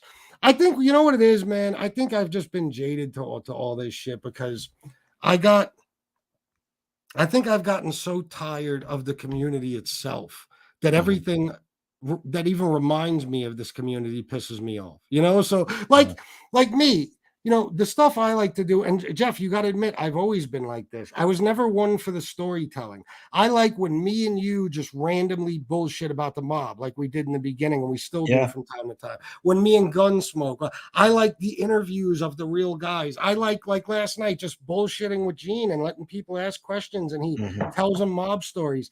Andrew D. Donato, people who can come on and tell their story firsthand. I don't know. Maybe I just get too wrapped up in what I'm doing and I forget that people like Wise Guy TV just said he got 5,000 views. So I guess a lot of people still take interest in that shit. I just look at everything from the perspective of like, you know, the way me and you are, or RJ, or like a lot of the people in this chat, people who have known all this stuff. And it's just, there's so many fucking channels, bro, saying the same shit, you know, and I don't know, bro. And I'll tell you the truth. One of the main people that pisses me off with it is Lee, because Lee can't just admit, okay, this is what I want to do, but I'm still just trying to get good at it. You know, Lee, from the first time he ever did a mob fucking video, he acted like as if he's king shit of the mob genre, which is fucking absurd. Okay, he's not even one of the top fucking people. He's nowhere close, and his fucking co-host does all the talking for him. So when he fucking, you know, he tells these mob 101 stories, you know, and then he acts like as if he just got the scoop on something, or he's telling us something we didn't know. I feel like I'm being scammed, you know, so that's the shit that pisses me off. I don't know. Yeah, I'm kind of sick and tired of it all, to be like, I'm so sick of hearing about, like, I don't really talk about this much, but like, I don't even like reading my comments anymore. It's just, I'm so sick of hearing the word rat. Like, it's like enough already. Like, we get it.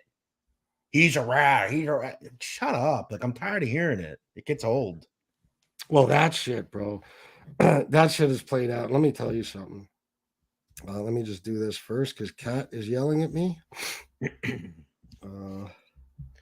Kat D, $10 for Happy Halloween match. Thank you, Kat D. $10, and she said match. And as you know, she is one of the biggest sponsors of this show. So snap to it. What was I gonna say? What were we just talking about? I forgot. Oh, the rat thing. Okay, listen. You know, a lot of these guys, let me tell you something, the bottom line.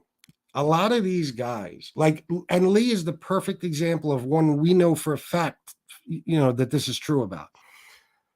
A lot of these so-called anti-rat guys, anytime they get a chance to get close to a rat, they're fucking thrilled.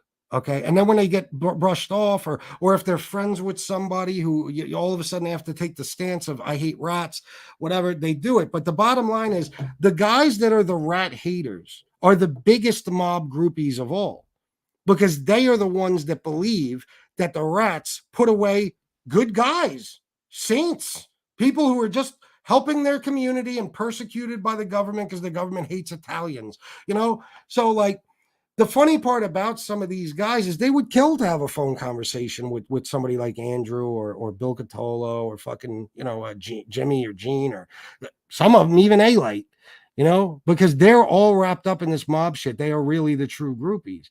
So it's just such a bandwagon thing. Fucking geeks who've never been in the streets make up 99% of the rat hating community. People who've never been in the streets and they want to fit in. And on here, you could be a faceless misfit, who fits in just by saying, I hate rats. And that's why they do it. But these guys, they watch this mob shit more than anyone because they're fucking obsessed with it. That's my take on it, honestly. Yeah, it's just so tired, man. Like, I hate rats. I can't listen to this rat. Unsubscribe. I know, it's absurd. Bye. Sound like a fucking douchebag. Listen, it's like Revenge of the Nerds. People keep asking, or a couple of people have, or the same person 2 or 3 times. People want to know, I guess, why Canarsie hates you so much. Why he hates me? You'd have to ask him. I mean, my thought is probably because I'm better at this than him. That's what I would think. But I mean, listen, man, I don't really care. He's he can do what he wants. If he feels the need to talk about me, he can go ahead. I'm just worried about my own life. I don't anymore. I don't have the energy or care. I don't. You sound very mushadi. You sound very miserable. It's making me. I want to come over and do something to cheer you up. You'd be happy. I don't know. You want me to bring you like some trick or treat candy or something? No, I guess I have certain days now. I don't know if anything. Yeah, well, no, I understand. I know. I don't know. As far as him, I guess it's just the genre, man. Like, I guess I just am tired of this crap, man. I'm tired of everything's always a fucking hate fest. It's always this person's this. Why can't anyone ever just say, you know what? You're doing a great job. Or, you know what? I really like him, or it's just all these people, all they do is it's negative all the time, None of them have any fun. They do nothing like happy. They don't have anything in their life other than this. And it's just, it gets old listening to it, This is why I say a lot of these people are miserable. People could say whatever they want about me.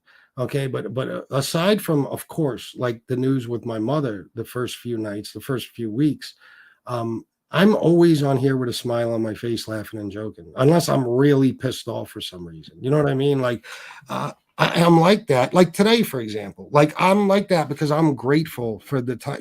Jeff, you just lost a parent. Absolutely. I always look at things like this, man. If you don't take advantage of the time you have, you're going to spend the rest of your life wishing you had one more day. And you most likely will anyway. Oh, yeah. But like to be able to do this shit with my mom that I did with her when I was a kid and stuff, it was so much fun. And that makes the rest of my day better. And that's why, today people are texting me shit about what SoFlo's up to. And I'm like, bro, do you give a fuck what I'm doing? Like, do you care? I said yesterday I got a fucking doctor's appointment with my mom. Like, does anybody give a fuck? Do you just want to ruin my goddamn day by sending me this horse shit? Like, come on, man. They want me to be miserable. And some of my own people, I think, want me to be miserable sometimes. Well, I think like, and back to like someone asked about Mob Talk Radio. I mean, what I guess I don't understand is like he'll sit on his show. If people reach out and say, "Can RC say this and that?" and then he'll send me an email and be like, "Hey, can you come to this meetup?" It's like you got the email. Like he invited us all to like some meetup, and it's like, bro, didn't you just say last night that I'm like a piece of shit and I steal your content? Like these people are just weird. Like I don't get it. It's like leave me alone. Like enough. Just do your own shit and fuck off. Leave me alone. Like I got nothing to do with you. Yeah, I don't know. I don't know about with Jeff, with you. It seems like he always had a thing, I was just. Well, he doesn't want anyone else doing this but him. That's the truth. And I think what he's done is, Chris, I think he's done a lot of things that have hurt him in this genre. I mean, whether or not anyone agrees with it, when you say I'm not going to interview this person or that person, it's going to hurt you eventually, And I think he's put himself out there for a lot of people that I don't think really care about him in the end. And I think if he just did his own channel, I think he'd be fine in this. I never said I wasn't going to interview people. I never held back. I always did everything, and I've sold dividends because of it. And maybe he's looking at it and saying, "Damn, I wish I could have did that or something." I don't know, but I mean, it's hard for him to come on here and say, "I have 2,000 paid people." Then why are you on YouTube? Like, go do that there. Like, it's nonsense, man. Like, do your thing. Is that like I don't want to say is that a lot. It's obviously a lot, but is that like out of the realm of possibility that he has 2,000?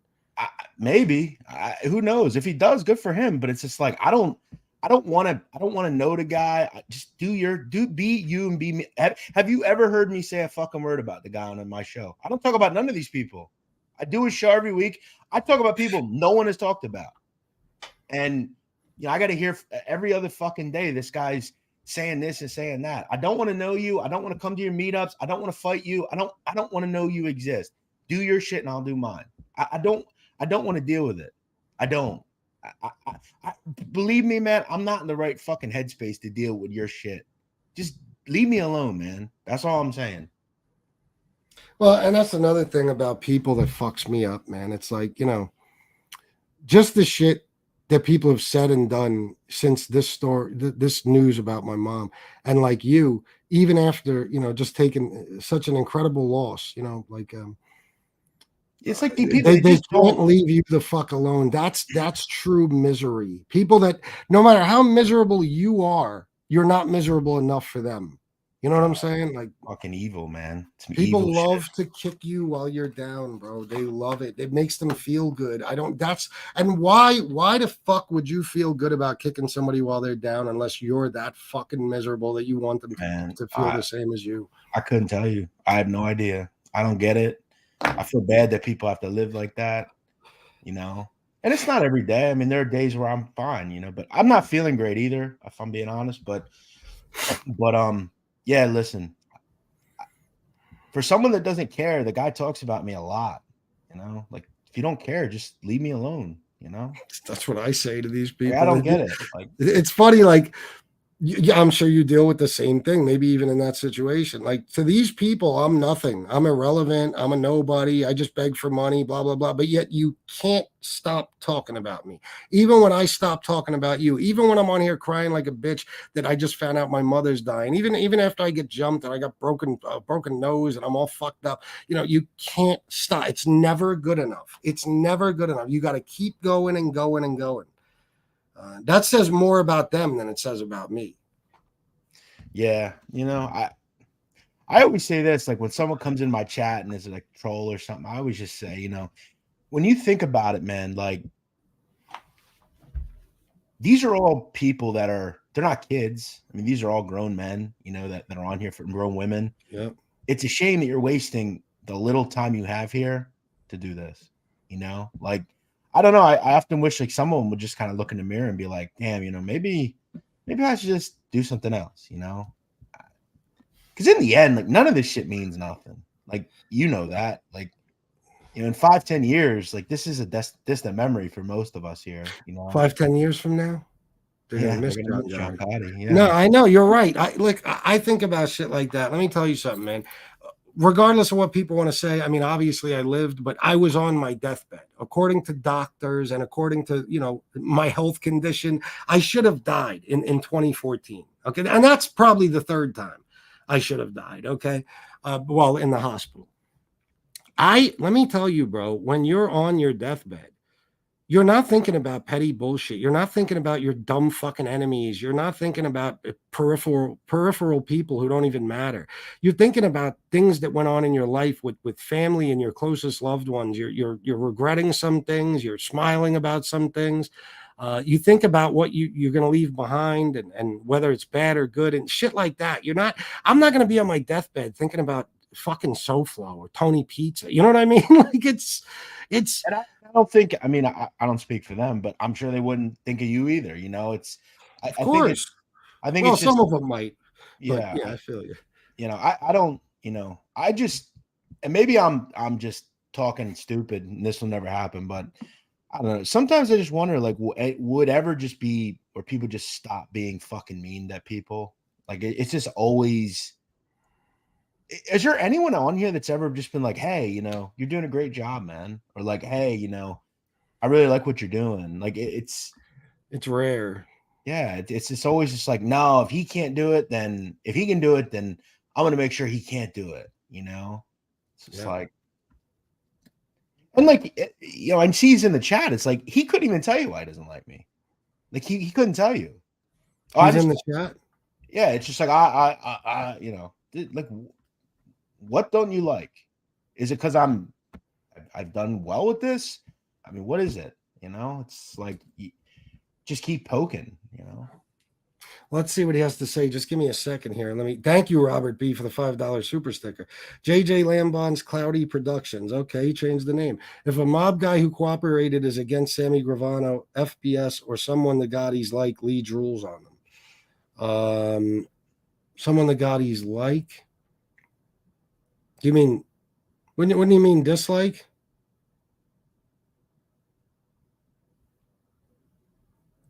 I'm not sure, but I get what you're saying. Yeah, without a doubt. Michael McDonald, most of the rats are some of the toughest guys from that life and were facing life and self-preserve, choosing themselves over guys that wouldn't bust a grape. Wouldn't bust a grape for them, so why go down for them? Yeah, that's my attitude now with these guys. Michael McDonald, I'm not a rat and stood tall in the face of the FBI and their guns in prison time, but I totally get as to why rats did what they did, no doubt. In that life, yeah. Wise Guy TV, I don't want to miss your comment. Yeah, man, there's a shit ton of people out there who have no idea about these stories, but yeah, a lot of it is played out to us who've been around. But I always say I'm a student, just teaching what I learned. Well, at least you're cool and humble about it, bro. I respect that about you. And I guess I just don't look at it that way because I feel like I'm trapped in this world where everybody is obsessed with the fucking mafia. So I guess it escapes my mind sometimes that there may be people who are just getting into this shit and they don't know these stories. But I mean, it's like you got guys in here. I mean, they literally are fucking. They literally think they're in the mafia, like literally. Like it's great. Like it's so weird. Like you don't know what it's like having your friends go to jail over rats. It's like, dude, what are you? Shut up. Like, what are you talking about? They can't say that to me. Everybody I know who's ever gone to jail has been over rats, except I'm a big boy and I can fucking say, well, if you were all my friends went to prison because of rats because they committed crimes, not because somebody picked them out of a crowd and said he did it. So none of these people will grow the fuck up. Like, for instance, Chris, bottom line is blame the criminal, then blame the rat. Right. Let's say like you were campaigning against people that lie and put innocent people in prison. Like we would all be about that. We would all agree with you. Like that's a worthy cause. But it's like, no, we're trying to get people to buy into something where we're mad because certain people don't want to be used by others, so they cooperate and they put criminals in jail. 99% of America is all for that. Mm-hmm. Whether we agree with it or not.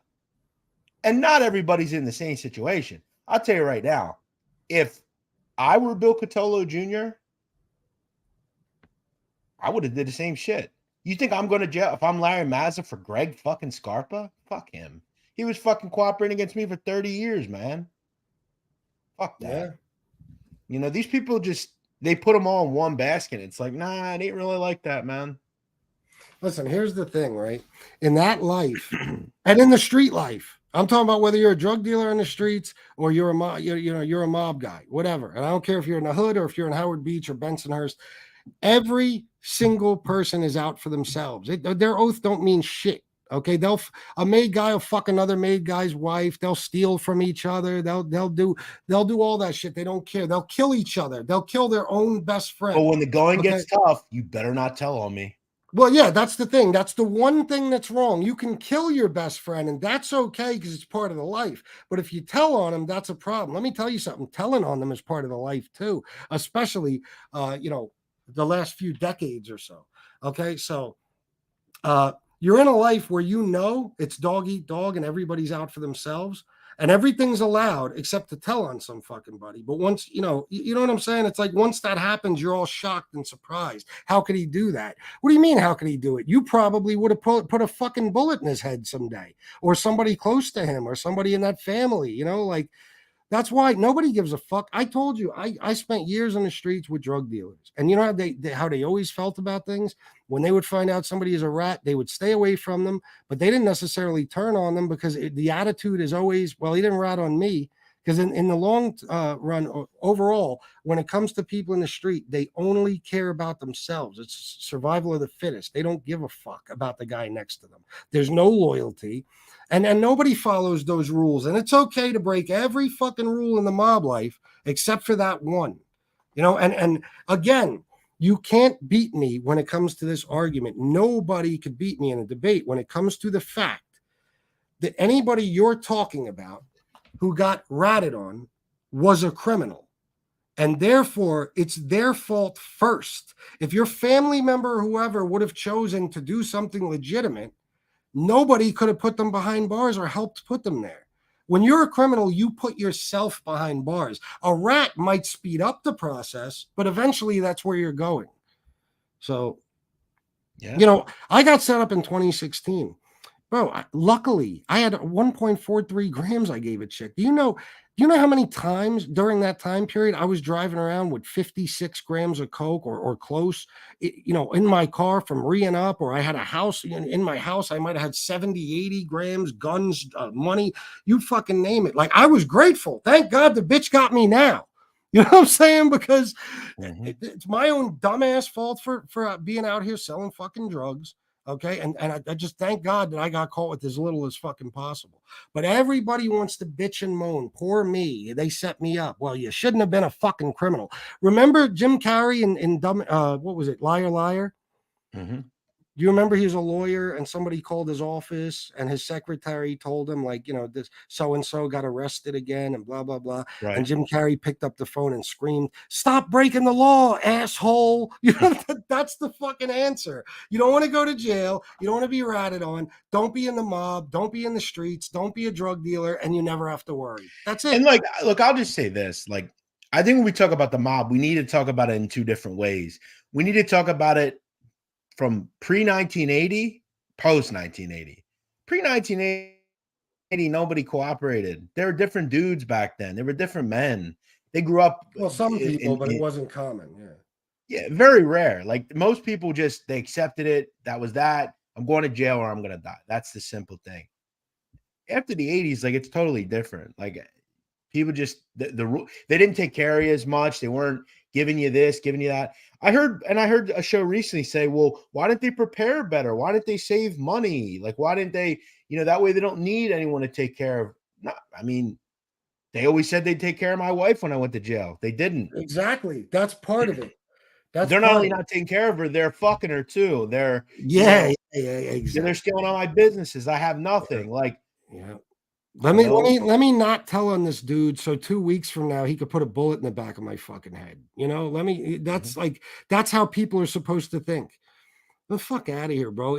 They're all animals who kill each other in the streets, period. Everybody. I mean, listen, I've always gotten, and maybe I'm a little macabre for thinking like this, but like I always thought like people like Sonny Black, who like they took their punishment and were just like, you know what, this is how it's gonna go, and you got me, like, I guess that's honorable, but I don't know, is it, No, you know why it's not when it really comes down to it, because this schoolyard, this oath shit and all that. Listen, you have a family, a blood family, who, if you're in fucking intensive care or critical condition tomorrow, who's going to be there? The guys from the street or your wife, your kids, your mother?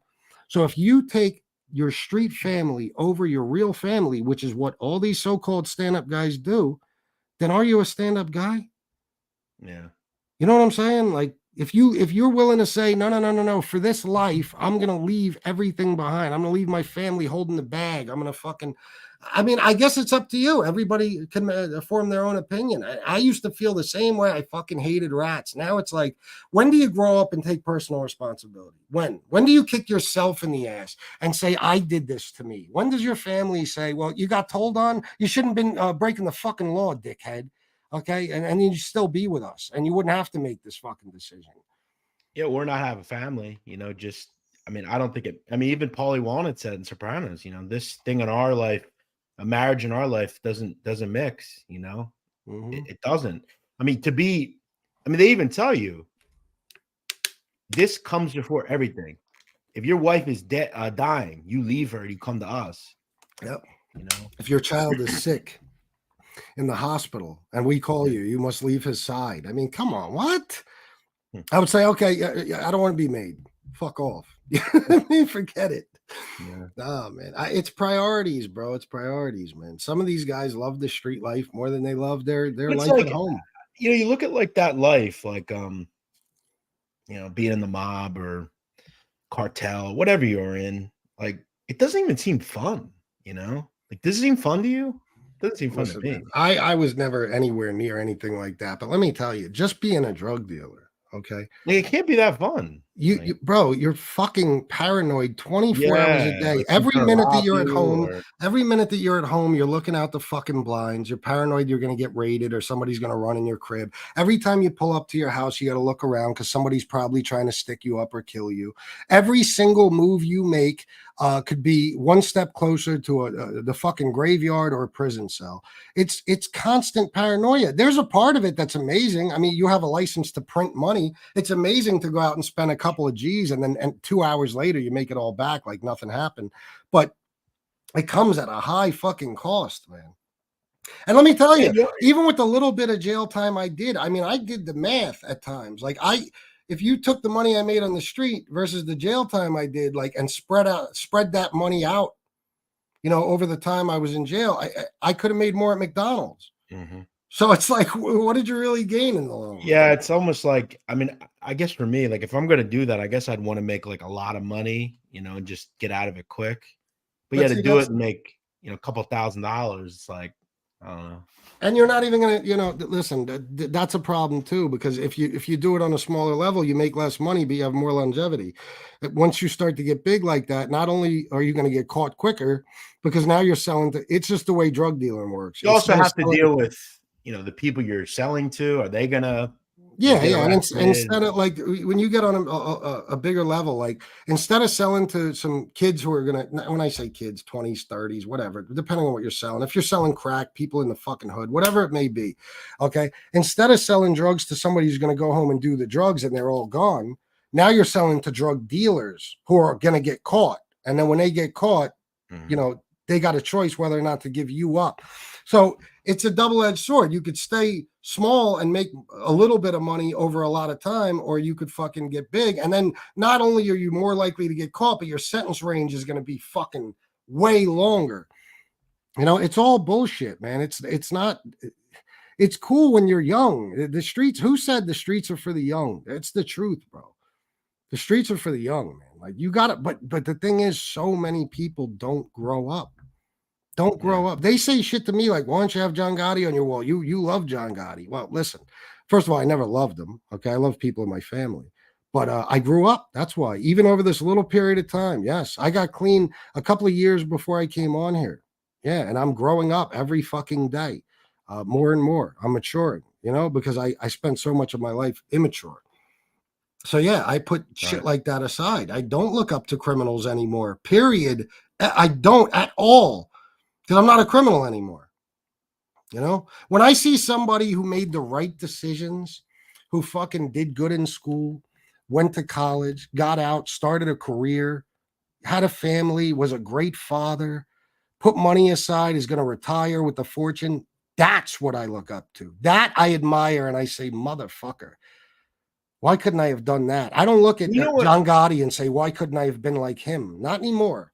You know what I realized this when I went to when I had to service my dad, I saw like the picture of him, and I thought like, you know, like all these fucking people that are like these people on the internet act like these people are like heroes, and I look at my own dad, and it's like he's a hero, you know. You know what I'm saying? Like I did a video on Faraci, right? Have you ever heard of like the guy that he killed, that DEA agent? Mhm. Like he used to be a teacher. He was in the army. He had 2 kids and a wife, and he's just trying to do his job. And this fucking lunatic just shoots him in the head. You know, I mean, and those are the heroes, not some fucking extortion artist. You know, Well, that's the thing about the street life. Everything's backwards. The cops and shit are the bad guys. The fucking bad guys are the good guys. It doesn't make sense. It's so fucking stupid. Like one of the best things you ever said is that I think it was you, right? You just said it recently and you said it again tonight. Like it's okay to shoot your best friend in the head, but it's not okay to tell on him. But that in itself, it makes the point. Like we were just saying. That someday your best friend is going to shoot you in the head. So why protect them? Why throw your fucking it's like life away for somebody who's probably going to kill you one day or tell on you? It's like you see people in here. It's like I see people saying free Vinny Basciano. It's like what? That's retarded.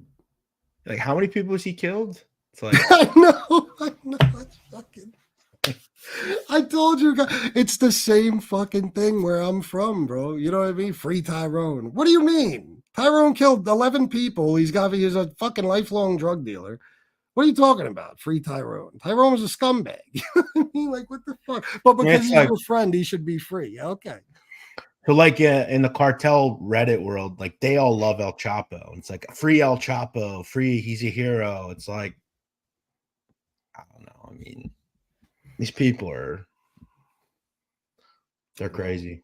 Yeah. Let me, Danny, I got your thing. I don't understand $15. Thank you. I don't understand how I would access this money. It's called Interac or something. Maybe you could tell me after the show, but thank you for it. Either way, somebody just sent me an email. I got the first one. I'm not going to say who you are, what the email is about. I have the information. I thank you. The only reason I haven't emailed you back is because I don't know you. And if I email you back, you could hack me. So I don't email a lot of people back. But thank you for that info. And I'm sure I'll use it someday. I'm just not ready to yet. But thank you. You solved one hell of a mystery for me. And you have no idea how much that information, how happy that made me. Anyway, go ahead, Jeff. Where's that hotel bill one? Those comments are funny. Let me see. Let me get down. Stand-up guy only correlates to fellow criminals, not direct family. Oh, yeah, I know. Ain't that some shit? Sling Blade. Narcissists and sociopaths, they don't possess the ability to care about anything other than themselves. Yeah, which is a lot of street guys. They're just that. Nadu is solid. You got family here in this chat, brother. Cheers, brother. Yeah, nobody likes to see you like this, man. I want to. It's to be honest, bro. I'm just not feeling well today. That's more I think that's more my issue, but. Yeah. Thank you, buddy. Yeah. You want me to come over? We'll go trick or treating. I got this fucking kid in my text. He's saying to come out, bro. There's mad pussy out. I said it's Tuesday. Fuck off. I'm good. It is Halloween though. There probably is mad pussy. Maybe you should go. Pussy always cheers me up. I mean, I'm sure. Honestly, bro, I just I think I have like a cold or something. But yeah. Read the hotel bill. Those are funny. That guy's comments. Lee Cole's hotel bill. Follow the formula, people. Gustavo Gus Farsis. Farsis. Gus Farsis. Yeah, Gustavo Gus Farsis. There you go. Danny Santos, I got you, bro. Thanks, man. I hear Sling Blade, Lee's hotel bill. I wouldn't want to pay that. The mini bar and snacks would be devastated. Oh, Lee's hotel bill. I got you. Mike DeBella. Excited Jeff. What is this? Excited Jeff. Get in, stay low. Don't kill anyone. Make the money. Maybe do a little time, come home, then chill. Oh, yeah. I see what you're saying. Yeah. I mean, very few people get to do that, though. Yeah. Well, it's like what you were saying earlier, too, about how get in, make a little money, get out. Let me tell you, I've never met a drug dealer who didn't say, I'm only going to hustle until I got enough money to open a barber shop or a restaurant or this or that. And bro, it's so addicting that no restaurant money is going to come fast enough or barbershop money. The higher you get, the more you want. And they never get out with a business. There's two ways people get out of selling drugs: dead or in jail. Nobody quits on their own. Okay. And it's very rare if somebody does. Not anybody who's making any decent money. Wise guy, I don't know what you're talking about, my man. Wise Guy TV, Mafia History, and True Crime. Jeff, if you're talking about me, that was a rap opportunity I couldn't miss, but don't think for a second I'm naive about any of what you're talking about. What? What's he talking about? Are you talking about Jeff Nadeau or Canarsie? What's he mean? Yeah, I don't know what you're A talking about. rap opportunity. Yeah, I don't either. I don't know what Do you think, is there anything you said that might relate to what he's saying? a rap opportunity? That was a rap No. opportunity I couldn't miss, but don't think for a second I'm naive about any of what you're talking about. I don't know. Try to elaborate, Wise Guy TV, because we're a little confused. Yeah, even like if he's talking about rap opportunity, I'm not even sure what you mean. I would assume music, but maybe he's Yeah. a rapper. I don't know. I think he might be, but I don't know. I don't know what he means. Because I don't even know that much about Wise Guy TV to. Yeah, I I'm don't not know. sure. Lee Cole's hotel bill. Andrea Bon Jovi was the realest. Andrea Bon Jovi was the realest gangster in Get Gotti. Nico see a connection. Rap opportunity. BK Shaolin has entered the chat. No. Wise Guy TV. Oh, I is thought of you much- today. So at one point, Gus Faraci went to Arthur Kill Correctional Facility, Oh yeah. and I tried not to laugh when I said that because I was thinking of 2848 Arthur Kill Road. Come on, motherfuckers. Come to Staten Island. I swear to God. Meet me at the gym. Go to the receptionist, motherfuckers. Ask for me. Okay, they'll bring you to the back of the gym. I'll already be in the ring. I'll be in my boxing trunks. I'll have my boots on. And I swear to God, I'll smear you all over the fucking ring. I'll rearrange your fucking face for you. You don't believe me? Try me. Staten Island, motherfuckers. Huh? Country donuts. Country. Nadu, the Dominic Sicali disc, Ken Lowe's free. No, I wasn't talking about you when it came to Free Vinny. I've seen that on like all sorts of pages. Wait a minute. So Wise Guy TV did a free Vinny Bassiano thing? I guess. I have no Oh. idea. I guess he did. And FBS, I sent it to you. Oh, okay. Gotcha. A while back. Yeah, Well, that wasn't we that did, wasn't Brian. Yeah. Yeah, I don't remember anything, man. Nothing. You go see a connection. I'm fucking dying. Well, good, because you brought me a lot of laughs. So I'm glad I could bring you some. Lee Cole's hotel bill said this is not content. According to Lee, no, it certainly isn't. It certainly is not. I wish he would come on right now. We could have one of those old school shows, you know. Who, Lee? Yeah. Yeah, he can, of course. I mean, this is the thing with Lee.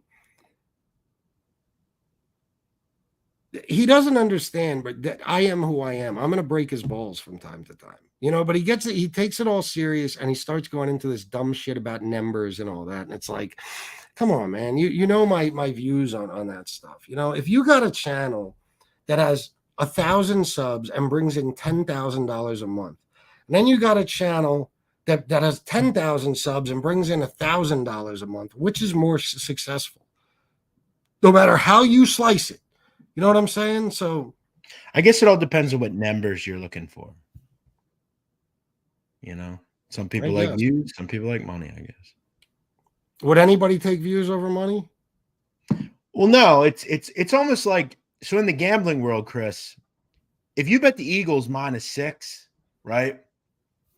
And let's say they rise to -8 and you got -6 and neither of you cover. They're not going to give you your money because you got a better number than everybody else. It really doesn't matter. You didn't fucking win.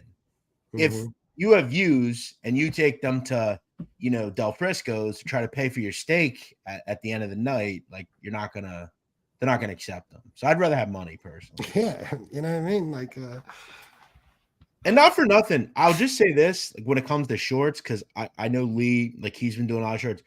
Like shorts are only good if you're trying to get more subs. You're not going to make, like, I told you, I have a short that has 2.5 million views. You know how much money I made on the short, Chris? Take a guess. On the short, I'm going to say $100. 30. See what I mean? Come on, numbers. It's not about, like, shorts. You're not going to make money on shorts.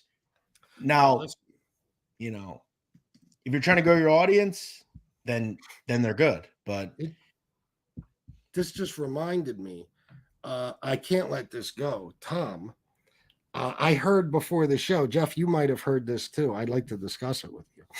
Tom made some comment today, like he's getting 500,000 views per month on his old videos and he's sitting back and collecting off them. Yeah, I have heard him say that. Yeah. Tom, listen, buddy. Okay, I don't talk about you. I really have no beef with you. I have no desire to go back and forth with you or even talk about you at all. But if you're saying that, you're a fucking liar, bro. And I swear to God, man, I should clown you every day. Just come out and correct that. If that's what you said, Lee or Tom, whatever, that's not even possible. What videos are you getting 500,000 views a month? What are you talking about? And you're collecting money. I don't give a fuck who you are on YouTube. Eventually, all videos stop getting views.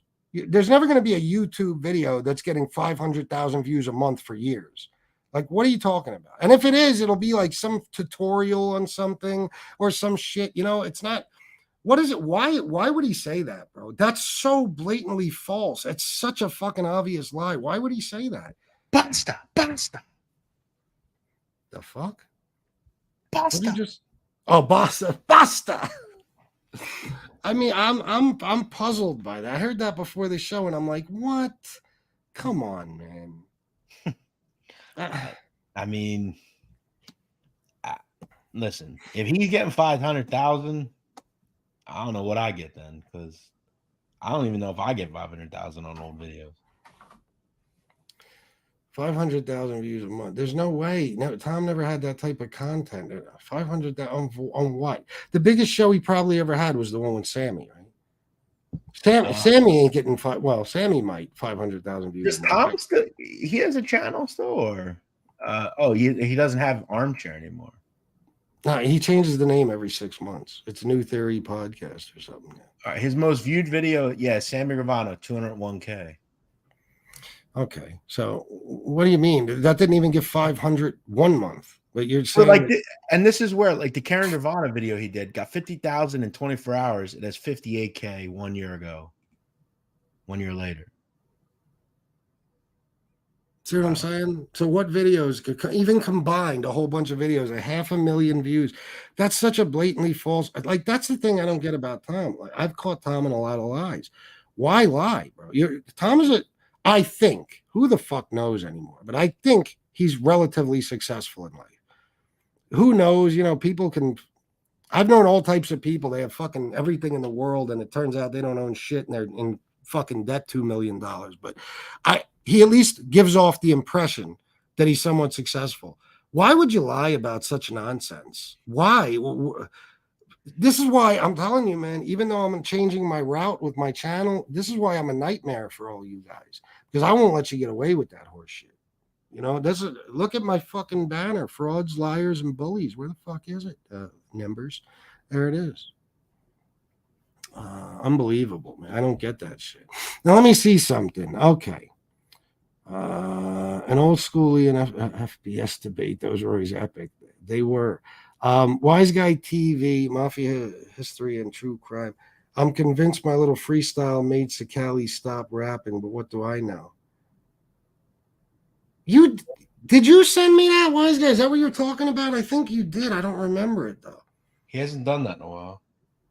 You should send me that now, Wise Guy TV, your freestyle, and I'll play it. It's spelled pasta, guys. Way to crush Stack's dream of getting views, FBS. Wow. I mean, come on. You're going to talk about horrible numbers. Stacks is fucking... It takes Stacks fucking 3 or 4 months to get like 1,000 views on a video. FBS, can they live? Tom hits 3 bottles of wine until... Well, I don't want to make fun of him for that. I mean, he's been known to be pretty wasted on here, but I don't want to get into all that. I don't like the lying about stuff. Listen, this is why do you think I'm angry and I do what I do? I hate liars, but when you lie right to my face and my audience's faces, it's like, oh, you motherfucker, because you're trying to get one over on us. Don't do that. That's why yesterday when I saw Lee's numbers, I was like, you motherfucker, you're doing it again, huh? Wow. Wise Guy TV, Mafia History and True Crime. You could pull 500K a month if drop a shit. ton of drop a ton of shorts, but be like Jeff just said, they're worthless. It just inflates numbers, but makes no money. Well, that's the thing about Lee. He's okay with numbers and no money. He loves them numbers. The ones with a dollar sign in front of it, they don't, he's not concerned with them. It's very strange. The Lee could probably do, if he could get his audience to donate, or get the right audience, he could do, I'd say 4 or 5 lives a month and make more money than he is with all these videos. I don't know. Well, at least Stacks isn't buying views. I'm not so sure, because I've seen some videos of his recently where he's got over 1,000 views. And for Stacks, that's like, if he had if he had Joe Biden on his show tomorrow fist fighting Trump, he wouldn't get 1,000 views. So I got no interest in Lee's shorts or the fat ass he hides them. You don't scare me, dude. Where did Jeff go? Jeff fell asleep. No, I'm here. I'm looking at the comments. Funny. Oh yeah. You don't scare me. You don't scare me, dude. Yeah, bro. Can you take over for a minute? I'll be right back. Sure. All right, dude. So what's up, everybody? How's it going? How's everybody been? I guess maybe I am a little down tonight. I'm really not feeling well though. I have congestion, and you guys know when you have that feel in the back of your throat. It's you're not sore, but you just have you're always going Jeff hit us with a hey man, it's me Stacks, man. I'm out here in Minneapolis. We're heading to the strip club tonight, man. I'm on the 1s and 2s, man. And I'm gonna head over to the federal building with Chad Marks. We got an event to do, man. I'm doing my wellness, man. I'm driving somebody else's Mercedes, but we're rocking in the jacuzzi, man. These spas, man, they got a great setup, man. I'm doing good, War. What's happening, bro? What's up, Jesse Roth? Happy Halloween to you. I go into the kitchen to get cigarettes and stuff, and I'm like, is Stacks on my show? What the fuck is going on? Yeah, man. We're heading to the federal relocation event, man. Does he deal with Chad Marks? I guess, yeah. I think they're friends on some level. I've never seen a guy who knows so many people but can't get anywhere in life. You know what I mean? How do you you have a friendship with Chad Marks, pretty big YouTuber. You've met all these people. He always has pictures up of him with rappers and shit on his fucking stupid Instagram. He gets these interviews that are not easy to get. I mean, he got one of the Menendez brothers, shit like that.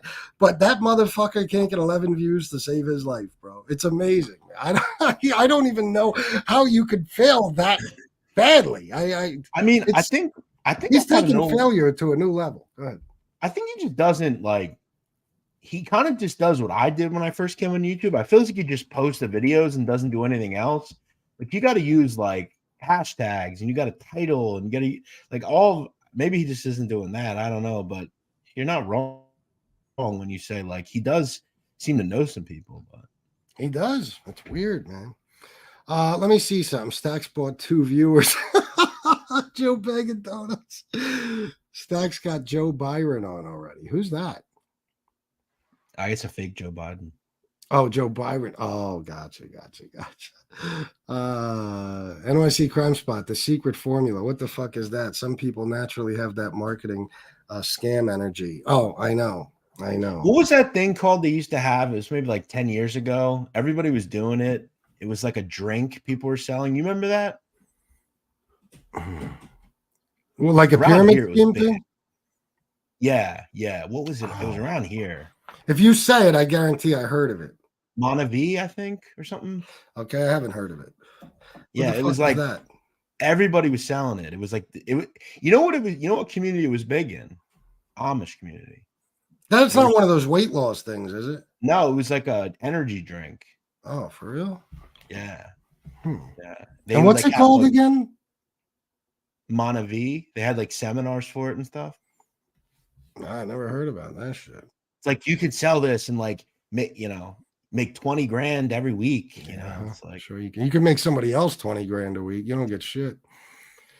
Yeah. Let me see. Jesse Roth said happy Halloween, Jeff. you got to admit it is cool to say, hey, man.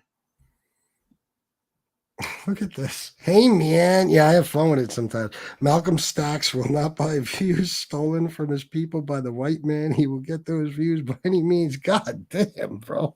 Malcolm Stacks? Yeah, like I think he's making fun of, Stacks' image and Does anyone know what way Stacks' of like speaking. first name is or no? Bill. Is it really Bill? Yeah, it's Yeah. Bill. His last name is, well, I'm not gonna say his last name, but it's extremely Caucasian. Bill? No ethnicity behind it whatsoever, bro. None. I always feel like, no offense, Stacks, but like anybody that has teardrops is like a loser. I don't know. I didn't know people. I guess people call. Oh, I know. I guess people call him Malcolm Stacks. Look at that. Yeah, the teardrops. And it's phony. I mean, they're supposed to symbolize that you killed somebody. You think Stacks got bodies? No. Fucking Stacks Vaughn, King Stacks. Sam the man, Jeff. The first holiday season without a parent sucks. I know your pain, buddy. Hang in there. Thanks, man. Yeah, I feel terrible for you, bro. Yeah. You know, he was a good dad, though. You know, I got that working for me. You know, Yeah, man. it just happened fast. You know, I didn't think it would be. I know. I know you were keeping me posted about it, and it just seems like it went from. I don't know, man. You would have liked my dad too, man. My dad was a legend, man. He was a good dude. I bet. Way better man than me. What was I gonna say? What happened to Lee Cole's hotel bill? That guy's funny. I don't know. He's got to be in here somewhere. Let's see. Casey Robinson, aka the Shaky Shooter. I'll have my mortgage paid off before Stacks hits 10,000 subs. Stacks' voice sounds like how Dave Chappelle sounds when he makes fun of white people. Yeah, it kind of does. Stacks would get tons of views if he lets his guests interview themselves on his channel. Yes, they would do a much better job. People would be much more interested if they interviewed themselves rather than having him do it. Yeah, that's the real slim fast. Your pockets get slimmer by the day. Yeah. Four Locos, back when they blew your heart out. Yeah, I never got into that shit. I remember them. I was fucking around with some when I was like 32, like a 20-something-year-old girl from El Salvador. Had a giant head, but she was fucking smoking hot. Everybody in her family had big heads. I thought for a while it might have been an El Salvadorian thing. But anyway, she used to drink those fucking things. But I didn't care because I just wanted her drunk, So it was like, whatever you drink is fine. I remember we used to drink them back in the day, early 20s, when I was early 20. Yeah. That wasn't that long ago, though, bro, for you to say early 20s. How old are you now? 34. It's almost 15 years ago. Yeah. It was like circa like 2010. I lived in Philly. I still lived in Philly at that time. Well, that's around the time they came out, right? 08, 09. Yeah. I remember you could go to like corner stores at like these beer spots and get them for like $4 for like $10 or something. Wow. Cheap ass way to get drunk. Yeah. Nico see a connection. We are making fun of Stacks Malcolm X glasses he has on nowadays and going to prison reform meetings. Oh, gotcha. Nice. I didn't even see the glasses. I gotta see them. Bobby Burberry on $4.99. Thank you, bro. He's just tripping over here. Thank you, my man. The Talcum X. That's funny. Joe Bag of Donuts for sure. Did I already shout out Bobby's thing? I might have. Joe, you're on one. Whatever happened to Iceman's poison cheeseburger? Whatever happened to that guy? Iceman's poison cheese. Oh, I haven't seen him in a long time. I think he became CI Stinky Vegan Irish Lot Lizard or something. I'm not sure. Wise You gotta guy. wonder how many of these people have changed their names over the years, man. Oh, I know. Wise Guy TV said his rap shit won't go over well on the stream right now. All right, I'll trust you on that. Remember this guy? Stacks got bodies, died of boredom. Pounding who? Pounding the pink veal. Yeah, I got rid of him.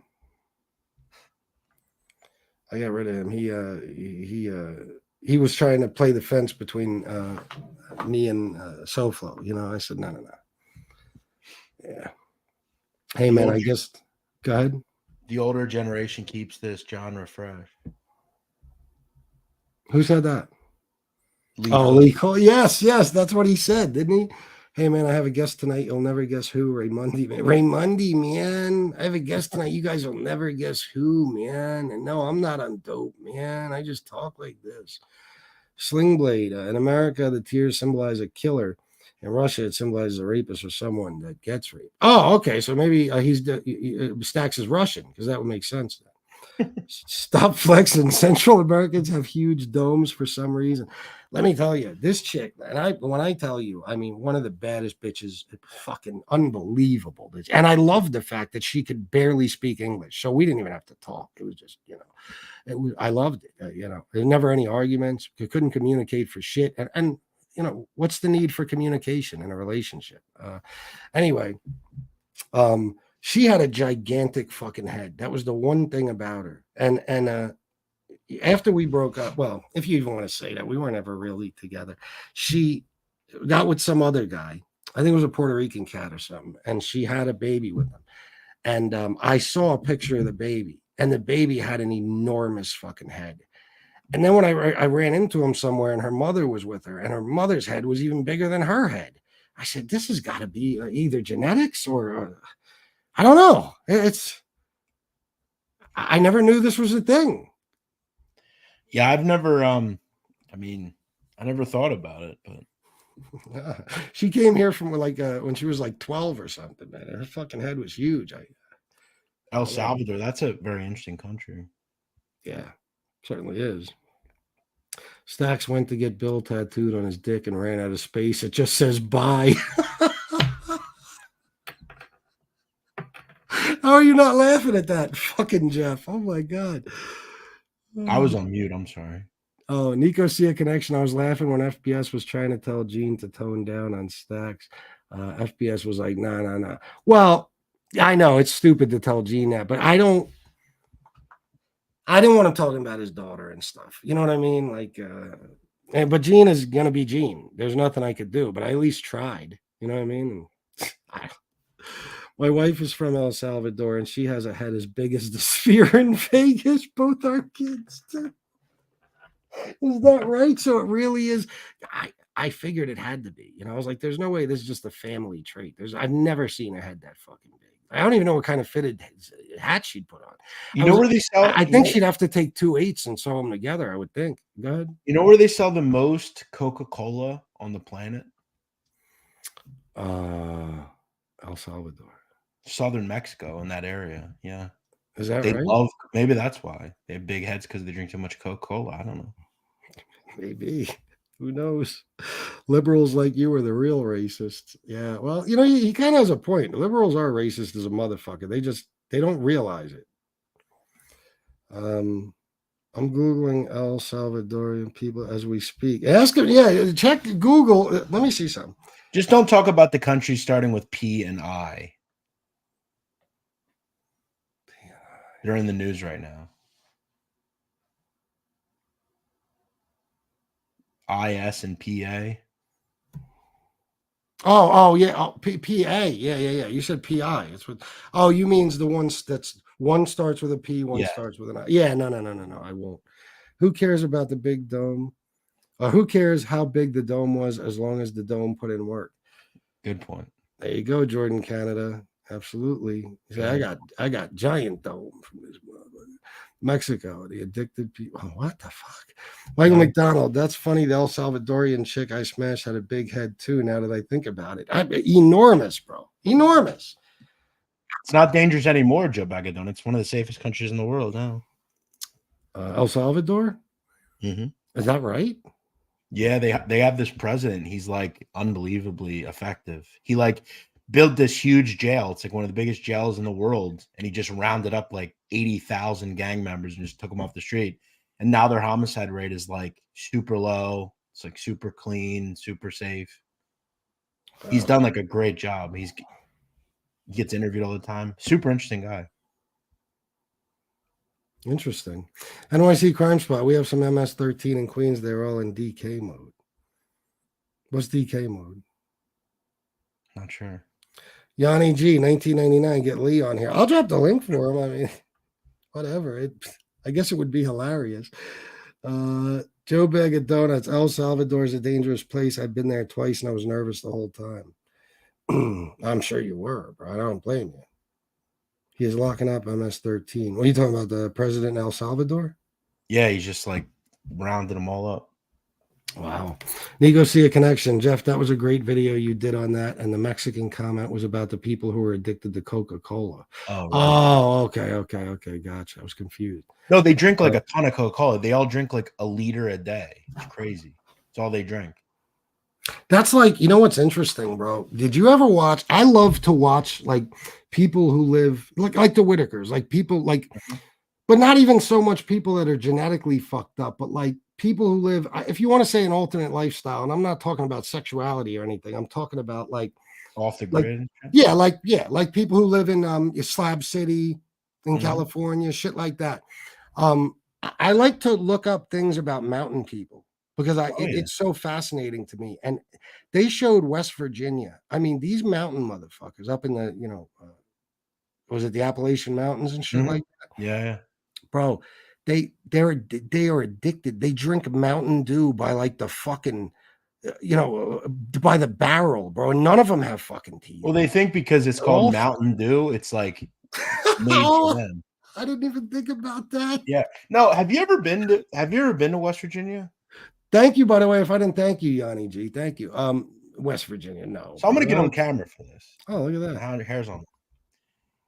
When I tell you, it is one of the weirdest places I've ever been. Like it's super weird, man. Like it's a creepy state, man. Really? Yeah. Is it really like that? Because like they got, bro, when I was watching this thing, like they're all hooked on fucking oxy, hillbilly heroin and all that weird shit. And they drink this stuff. And it's like, it was actually sad, man. Because even like the young people, like they were all hooked on the fucking oxy and they drink this shit by the fucking gallon. They eat the worst possible food. They're dirt fucking poor. It's like, oh my God, this is that was one thing I noticed about it. So when I was in Charleston for Rough and Rowdy, that's where we did it. They don't have like here, like they may have like nice Italian restaurants or like little like taverns and things like that. There, they only have like fast food chains. Like they only have like Domino's and McDonald's and Pizza Hut. It's gas stations. It's like awful. I guess that makes sense then. I mean, what options do they have? That's the fucked up thing about this country, is that you could eat off the dollar menu, cheap as a motherfucker, but try to get a healthy meal. Yeah. I might go down to Sinaloa this coming January, and I am not afraid. Oh, fuck out of here, Carlos. You serious? Well, if you're Mexican, I mean, I think you'd be all right, but yeah. I love to drink Mexican. Look at how he spelled it. Cocky. Yo, I think I told this story before. I had neighbors who were Mexican right across the street, and I dealt with them. One of them was a connect, and his brother was a legit guy, but they were illegal, you know what I mean? But his brother got a job as a foreman for a roofing company. He was making like $40-something an hour, raking it in. They split the rent and stuff at the crib, so he just sent he was a Golden Gloves boxer too. He was a beast. His name was Ignacio, but we called him Nacho. But he would send all his money back to Mexico and shit, right? And he never mentioned anything to me about wanting to go back there. And then one day he finally said he's going back to Mexico because that's where his family is. And he feels like they got enough money saved now that he could go there. And he's got a friend. They're going to open a roofing company together in Mexico, right? So I was like, all right, bro, I wish you luck. Bro, he got to Mexico a week later. His fucking friend was on a motorcycle with his like 9-year-old on the back. He was involved in some shit. And the cartel guys pulled up and gunned him down. And luckily, his 9-year-old son lived. But they killed him right in front of his son. I was like, wow. Yeah, it's a shame how those people have to live, man. It's fucking nuts. It's an awful place. That's a shame. Yeah, it's hellscape. Yeah, well, look at Joe Bag of Donuts. We had a friend who got deported. A week later, he was killed by 18 because they thought he was MS-13 and he wasn't. He was just going to a certain neighborhood to buy bike parts. Yeah, it's scary, man. Yep. Michael McDonald, FBS, you want to laugh? Check out The Wonderful Whites of West. I have. I can't watch too much of it. It drives me insane. Yeah, I can't do it. You got to admit though, like the Whitakers, their life is like a lot better since that guy started coming around.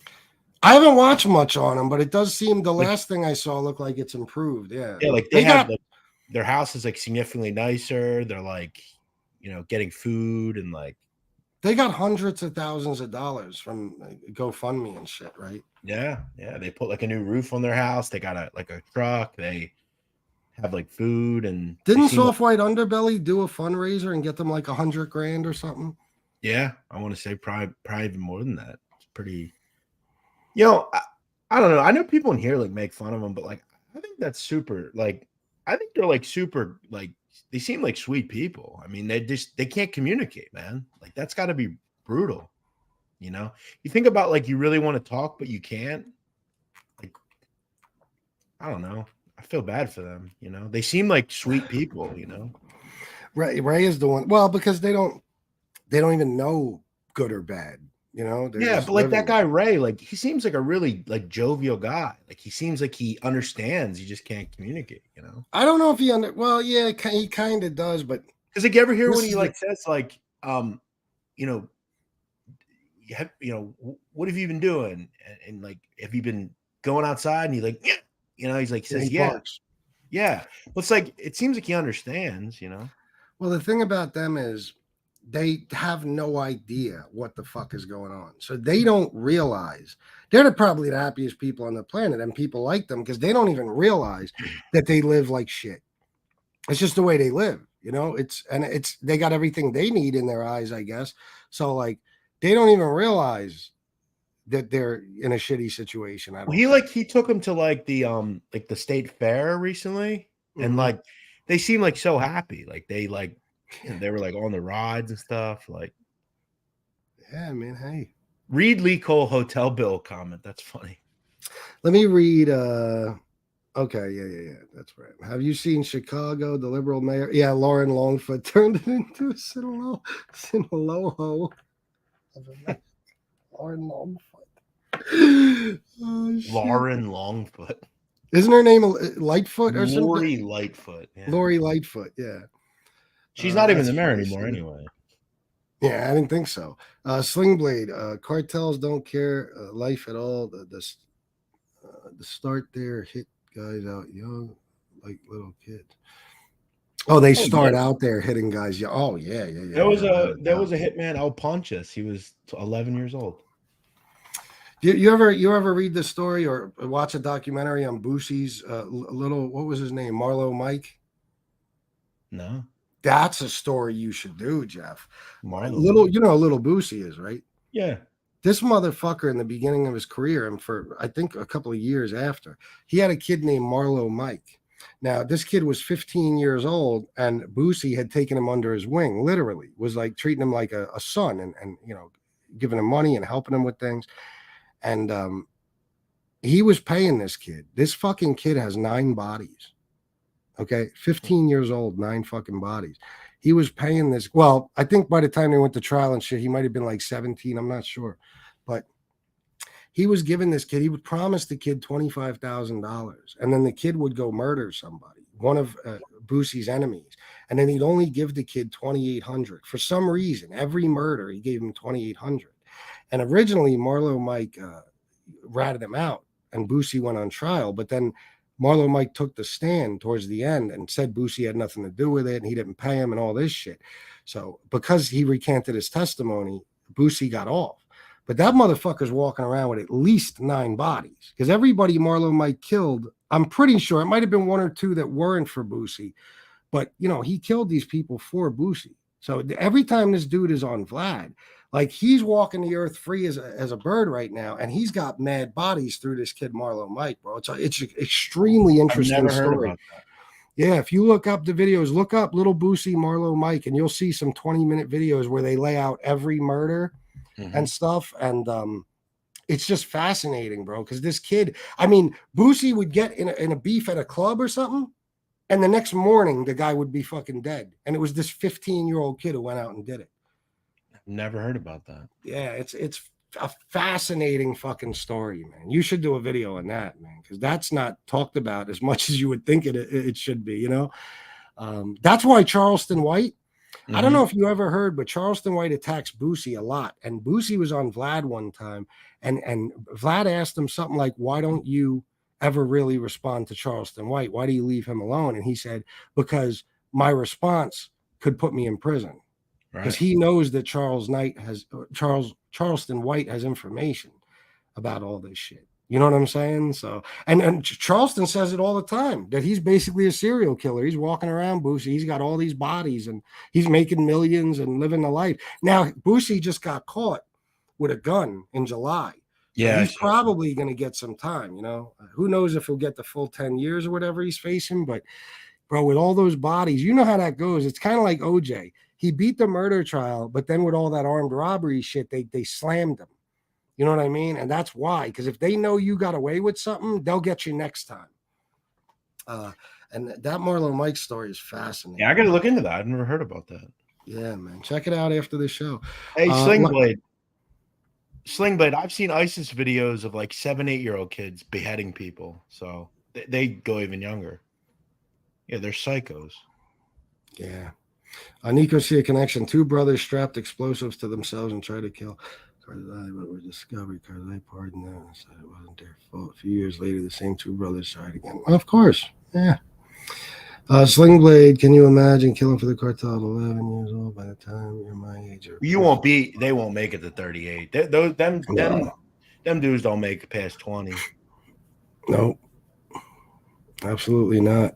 You're a legend. And like I saw something, I don't know if you ever saw on Vice, they did something with these young mobsters in Naples, like in Italy, and they're talking on TV. They're like, for us, like if we get to 20, we're legends around here, you know? Like that's where we expect to go, you know, 20, 25, that's it. So I don't think they think much past that, you know. Nah. No, they don't. All right, Jeff, listen, man. Thank you for coming on, bro. I'm going to end it. Yeah, sounds good. Talk to you soon, man. All right, bro. Feel better, man. Thanks, buddy. See you later. Right. Peace. Look at this shit, man. I want to thank you guys. We still got 186 people, 2 hours and 40 minutes in. And I want to thank you guys a lot for their donations and stuff. Got a few Cash Apps of Venmo. I don't know if I made it, guys. I'll tell you the truth after the 30%, but if I didn't, I'm real fucking close after this show. So thank you all. Sally, SL Gordon 3, hey now. Paulie Walnuts, Danny Green, Alex Fajigadaja, Frank Gerard, Fratello Productions, Joe A67, Shinebox, Antonino, Mike DeBella, Robert B, Bobby Berberian, and Yanni G. Thank you. Is it Johnny G or Yanni G? I don't know. It just seems like it would be Yanni, but I'll say Johnny. You know, I'm thinking about like that guy from Stern, Jan. Guys, thank you for everything, man. It really means a lot to me. I hope you all had a good Halloween and had some fun with the kids and family and shit. And I'll see you guys tomorrow at some point. Or maybe I won't. Maybe I won't do a show tomorrow. What are the chances? Thanks for everything, guys. I love you all. And until next time, salute.